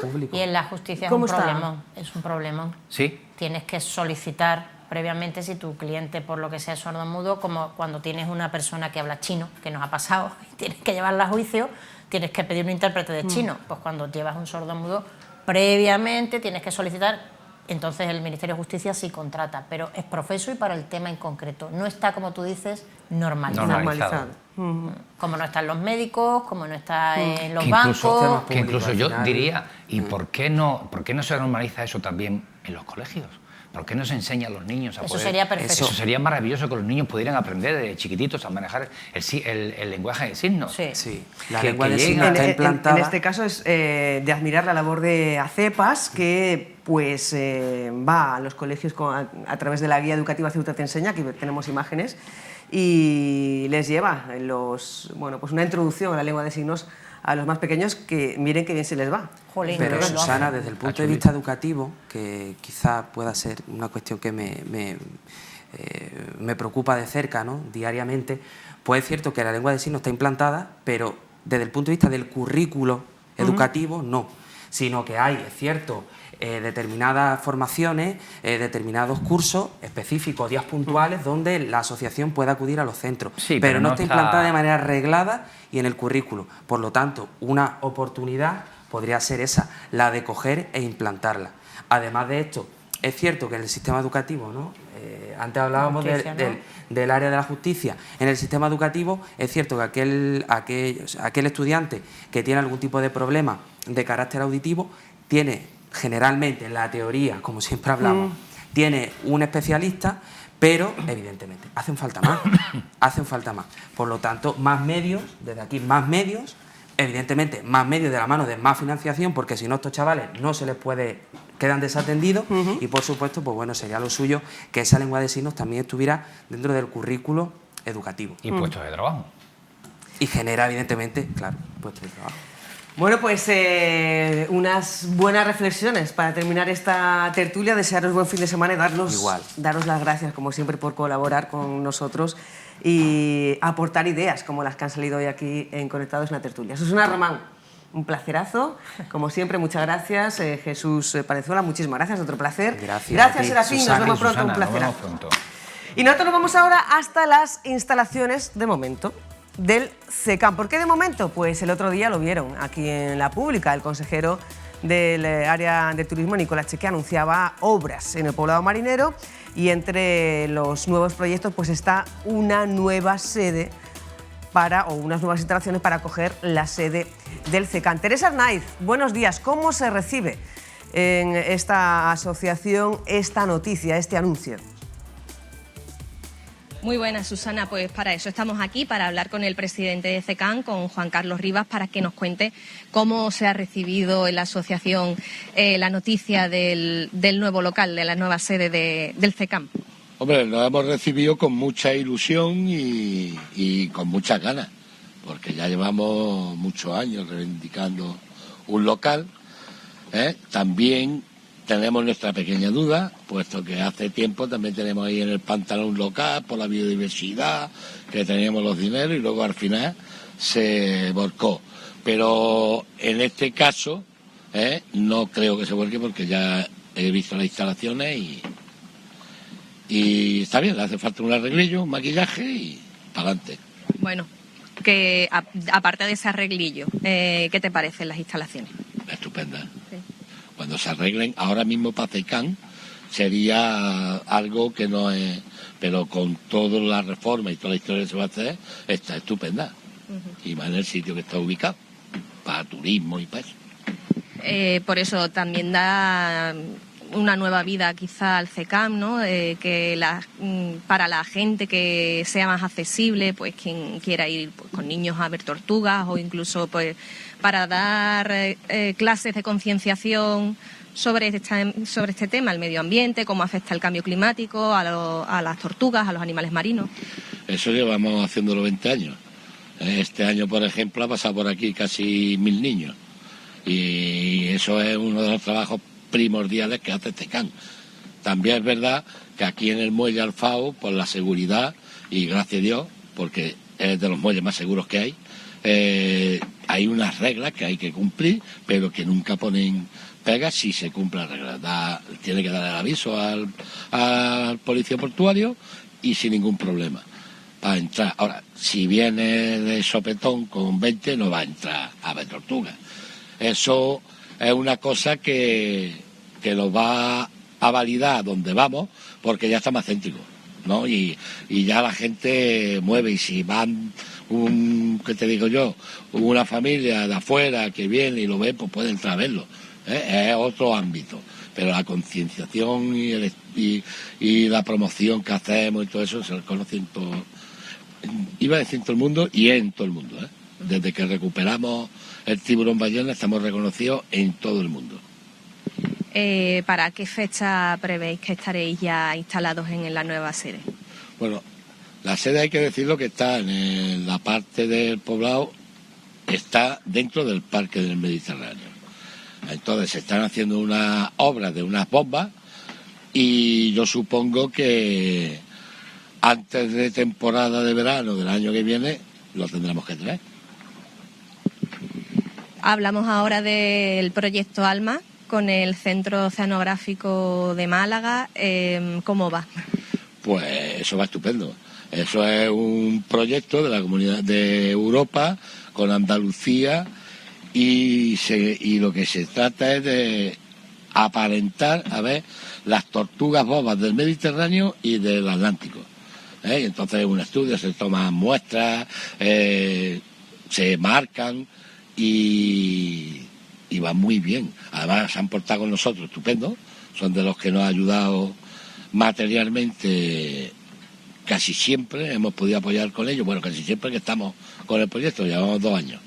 Ellos vienen aquí, marcan, flipan con la cantidad de tortugas que tenemos, que el tío alucina. Y nada, muy, muy bien con ellos. Y bueno, y ahora cuéntanos, también tenéis ahora 4 tortugas ahora mismo en las instalaciones y pronto se liberarán al menos 2 o 3 de ellas. Hace poco liberamos el macho y hembra grandes, reproductores, que le pusimos unos marcadores, hemos marcado 6 ya con el proyecto ALMA, porque si no nosotros no podíamos marcarlo. Hemos marcado peces luna, también unos cuantos de los que teníamos, para ver un estudio porque hay tantos peces luna o es el mismo que entra, pero no se ha vuelto a ver ningún pez luna marcado. Y ahora vamos a hacer una suelta con la Semana Náutica, con lo del Pilar, con los GEA y con la Guardia y con la Comandancia, porque todos los años lo hacemos el día de la limpieza y tal. Nosotros aportamos nuestro granito de arena, pues hay mucha gente y vamos a soltar un par de ellas. Y ya le damos allí las charlas, las explicaciones. Este fin de creo que viene la universidad a que le demos una charla sobre esto por la tarde y poquito más, esperando a que venga otra. ¿No paráis? Nosotros no paramos en todo el año, no paramos. Es más influencia cuando se monta la almadraba, que se lleva un control exhaustivo, pero todo el año hay tortugas que se dan sus golpes y vienen y las recuperamos. Bueno, pues muchas gracias, Juan Carlos, por atendernos y esperemos que sí, que en mayo podamos estar ya visitando la nueva sede del CECAM en el Parque Marítimo. Eso espero. Ten en cuenta que todavía hay que sentarse, hablar, porque esto ha sido una noticia de que va a tener CECAM sus instalaciones, pero ya tendremos que sentarnos y a ver en qué condiciones, cómo... Lo que te digo yo, la inquietud que tiene de decir, bueno, esto que va a ser este tío, esto está, esto paga, esto cuesta, quién mantiene, esas cositas. Sí. Pero con mucha ilusión. Y agradecer a Turismo y a Medio Ambiente que se hayan preocupado de esta manera, porque se han preocupado un poquito. Porque ¿cuántos años lleváis en esta sede? Aquí poco. Llevamos trabajando casi para los 25 años o 30. Y siempre ha sido en mi local de trabajo. Por ejemplo, esto es una nave mía que he adquirido hace poco, y de allí de la otra nave lo saqué porque aquello era inviable ya no podíamos trabajar. Y entonces la he puesto aquí, que está mucho mejor, ¿no? Al aire libre, hay un espacio más grande para que la gente vea, pero que no es su sitio. Aquí no podemos hacer estudios, no podemos... ¿Qué te digo yo? El otro día hicimos una biopsia, una atunasia y la necrosia del Calderón chiquitito que murió, que vino enfermo, y tú imagínate todo esto como estaba, de sangre, Bueno, eso no se pueden dar imágenes porque eso es... A mí todavía no se me ha olvidado. Y allí, sin embargo, pues tendrás tu espacio para eso, tendrás el laboratorio, ya podremos que vengan los vicarios a hacer sus tesis aquí, que nos llaman todos los años entre 10 o 12 personas para poder hacerlo, que quieren hacerlo. Nos ven en internet y alucinan. Y yo, como le digo, vente para acá y métete aquí. ¿Qué le digo? No puedo. Ahora ya es otro abanico abierto para hacer nuestro estudio. Es otro de los... Bueno, de las riquezas, o una de las mayores riquezas que tiene Ceuta, es sus fondos marinos, y hay muchos estudiantes de ciencias del mar que quieren venir aquí. Quieren hacer sus tesis, sí, biólogos marinos y veterinarios marinos. Quieren hacer las tesis aquí con nosotros en el CECAM. Y los fondos marinos, pues fíjate, llevo 40 años buceando aquí, que me va a contar eso. Es de los más bonitos que he visto. Y he recorrido casi todo el mundo buceando.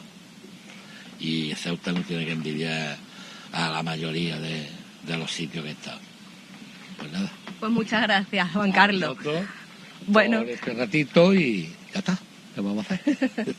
Bueno, Susana, os devolvemos la conexión y bueno, eso, esperamos que seguiremos el curso y esperamos ser de los primeros también en llegar a la nueva sede del CECAM.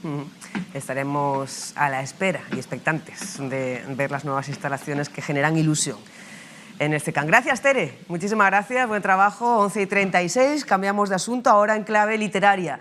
¿Por qué? Porque el escritor y periodista gallego Álvaro Otero tendrá esta tarde a las 6 un encuentro con sus lectores de Ceuta. Lo hará con su última novela, La luz que nos guía, un libro basado en hechos reales que cuenta la historia de esa generación que en los años 30 se deslumbró un poco con las ideologías más radicales de la época, el anarquismo, el fascismo, nazismo, el comunismo, troquismo, y que vieron sus vidas atrapadas por su afiliación partidista o ideológica. Álvaro Otero, bienvenido, buenos días. Bienvenido desde Galicia, ¿qué tal? Primera visita a Ceuta, ¿no? La primera, sí. Decía Juan Carlos del CECAM que los fondos marinos de Ceuta no tienen nada que envidiar, que él estuvo pues, por los fondos de prácticamente todo el mundo. ¿Qué impresión le deja las primeras horas en la ciudad? Pues a mí me encanta.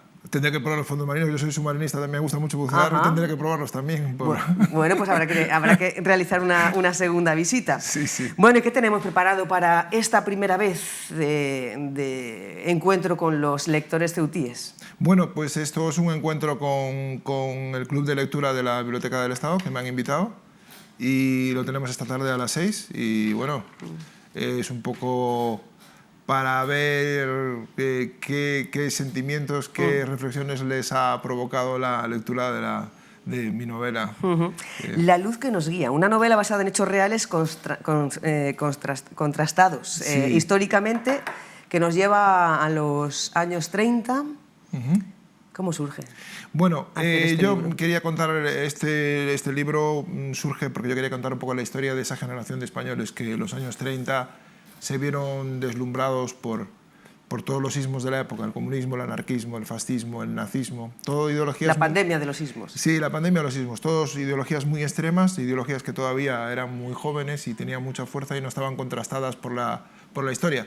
Y entonces muchos compraron esas ideologías y al final lo que ocurrió con ellos es que sus vidas fueron arrasadas por ellas, ¿no? Entonces, bueno, yo cuento la historia de 5 amigos, que es una historia que obviamente es una ficción, porque la novela es una novela, no es un libro de historia, es una novela, pero que todo lo que le ocurre a estos 5 amigos pues tiene una base sólida, histórica y un contraste histórico. Y entonces estos amigos pues recorren todos los escenarios de las guerras de Europa, España, Rusia, etc. Escenarios que también recorrió el escritor. Sí, también, sí, claro. Sí, porque claro, no dejo de ser también periodista. Y como tú sabes, los periodistas, los buenos periodistas, creo yo, pues no tratamos de no hablar de aquello que no conocemos de primera mano, ¿no? Sí, tiene un estilo de escritura con mucho rigor. Tu pluma de escritor influye directamente a tu pluma o sea, tu pluma de periodista influye directamente a tu pluma de escritor. Sí, yo creo que sí. Y tú sabes que hay muchos periodistas que son a la vez escritores y que han reflexionado mucho sobre eso. Y tú sabes que el lenguaje periodístico nos obliga a la concisión, nos obliga a la eficacia en el uso del lenguaje y eso ayuda muchísimo en la literatura. Como decimos, es un libro histórico, pero es ficción, con historias no me sale hoy la palabra, contrastadas. Históricamente tiene testimonios reales de personas, de supervivientes de la época. Sí, porque la novela se desarrolla en la preguerra civil y luego en los escenarios de la Segunda Guerra Mundial, en donde estuvo la División Azul. Y yo lo que hice fue estudiar pues, muy bien todas esas épocas, de manera que todo lo que le ocurre a los personajes pues, tiene un contraste histórico. Es decir, cada una de las cosas que ocurren, tanto en España como en el extranjero, en el campo de Auschwitz, en los escenarios, en la línea de guerra con Rusia, todo lo que ocurrió en la División Azul, las batallas que ahí se cuentan, pues ocurrieron de verdad y los hechos están contrastados históricamente. Incluso muchas veces utilizo nombres reales un poco como homenaje a víctimas. ¿Cuál es el testimonio que más te ha impactado? Bueno, todos. A mí me gustó especialmente estudiar, porque creo que no se ha novelado bastante en España, sí desde el punto de vista de la historia, pero no desde la novela, la historia de la División Azul. Nosotros en España tenemos la idea de que hace 20 años había la idea de que la División Azul era una panda de falangistas que habían ido a pegar tiros al lado de Hitler. Y los historiadores modernos pues, lo han estudiado un poco más y se sabe que ahí había una mezcla de ideologías de todo tipo y de personas de todo tipo.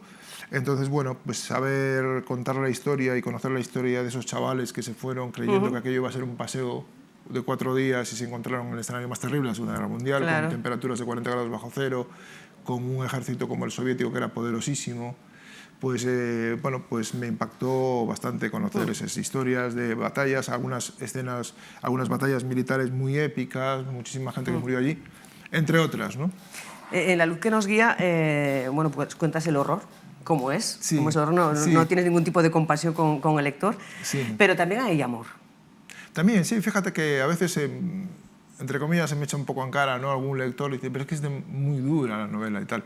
Pero yo creo que el objetivo uno de los objetivos que yo tenía era no edulcorar las tragedias, porque yo creo que cuando, por ejemplo, se abordan en determinadas novelas Auschwitz, lo que fue el campo de Auschwitz, y lo edulcoramos y contamos historias un punto románticas, yo creo que estamos faltando a la verdad, ¿no?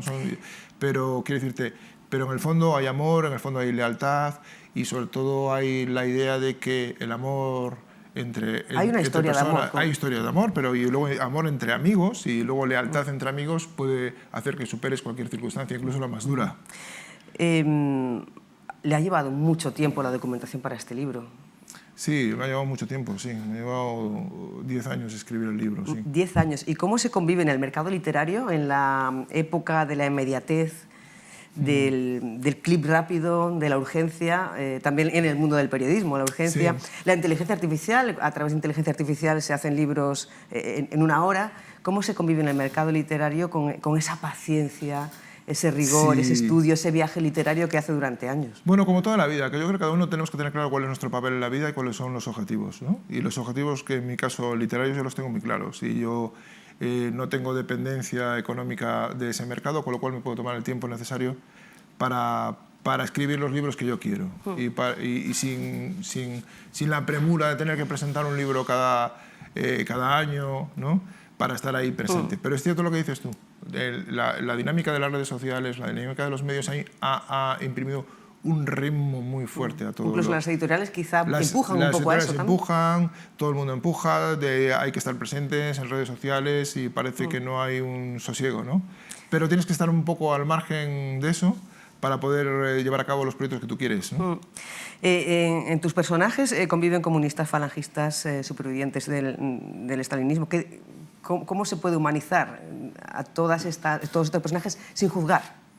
Sí, sin juzgar, porque fíjate que yo, tanto para documentar esta novela como yo, por afán personal, que soy una persona que me gusta viajar mucho y he viajado mucho por el mundo y por los escenarios de lugares donde han ocurrido cosas terribles, como en Ruanda, como en Rusia, y te das cuenta que al final todos podemos convertirnos en una persona terrible dependiendo de las circunstancias, ¿sabes? Que a veces no nos separa tanto de esa persona que bajo un determinado contexto, bajo una determinada presión, se convierte en un asesino, ¿sabes? Es decir, detrás de esos grandes procesos de eliminación de masas de gente, como ocurrió con los judíos en Alemania, hay un proceso previo de cosificación en los medios. Entonces, al final eso siempre se repite. Y no nos separa tanto al malo del bueno. La historia y la vida real está llena de matices y de grises, no es tanto de blancos y de negros, ¿no? Y no sé si se lo encuentra, ¿algún paralelismo entre, bueno, pues un poco la base de la novela, los conflictos ideológicos de la novela y los debates políticos actuales? Sí, paralelismos desgraciadamente los hay, y sobre todo actualidad, en el sentido de que tú puedes leer mi novela y creer que se está hablando de un tiempo pasado y te das cuenta que ese tiempo siempre está a punto de volver y de reproducirse. Tienes el ejemplo muy claro de lo que está ocurriendo en Ucrania, ¿no? Donde se reproducen cosas que en la novela tú puedes leer, la invasión de un territorio, la captación de niños para llevarlos a dentro de Rusia para rusificar, los movimientos de masa de gente, etcétera, etcétera, etcétera, ¿no? Como decíamos antes, habla de personajes con diferentes, todas estas ideologías. Sin juzgar, ¿qué te encuentras en los encuentros como hoy? Porque imagino que igual se genera un debate, ¿no? Con los lectores, el escritor. ¿Qué te encuentras? ¿Cuál es? No, vamos a ver, la gente es muy amable y siempre a veces surgen debates y debates muy interesantes. Yo lo que percibo también que en general en España estamos en un momento como muy tenso, donde parece que la gente no puede hablar de política sin enfadarse, ¿no? Donde seguramente las navidades pasadas y estas navidades se estropearán muchas cenas familiares por culpa de la política, y eso es una tristeza. Parece que hemos perdido la capacidad de hablar de las cosas. La política y el fútbol. Sí, sinceramente. Y entonces, pero bueno, en mi caso nunca he tenido ningún problema. Además, yo tampoco expongo ninguna tesis ni intento dejar No, yo no digo bronca, digo que si se genera debate. Sí, debate mucho, porque la gente está muy interesada en estas cosas. Y además yo nunca planteo ninguna moraleja ni envío ningún mensaje. Yo dejo que expongo hechos y dejo que los lectores tomen adopten sus propias conclusiones. ¿Próximo libro? ¿Estamos en él ya? ¿En el sí, novela? Estamos en él, sí. ¿Cuánto tiempo lleva? Bueno, yo siempre estoy escribiendo, con lo cual lo tengo ya en mi próxima novela bastante avanzada ya, sí. ¿Y nos puede avanzar algo de temática? Es que tú sabes que los gallegos somos muy supersticiosos y yo nunca hablo de lo que estoy escribiendo porque me da mala suerte. ¿Inspiración de Meigas también? Puede ser. Pues, no sé, invita a las personas que nos están viendo a asistir a las 6 de la tarde a la Biblioteca Pública de Ceuta, bueno, pues esa presentación, ese encuentro con el autor Álvaro Otero y su última novela, La luz que nos guía.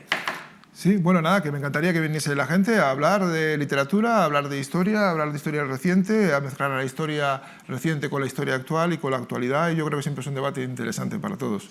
Pues ya lo saben, a las 6 de la tarde, Álvaro Otero en la Biblioteca Pública de Ceuta con su última novela, La luz que nos guía. Muchísimas gracias. Gracias a ti, Susana. Bienvenido a Ceuta y que tengas muy buena estancia en la ciudad. Muchas que sigas gracias. disfrutándola como la has hecho. Gracias.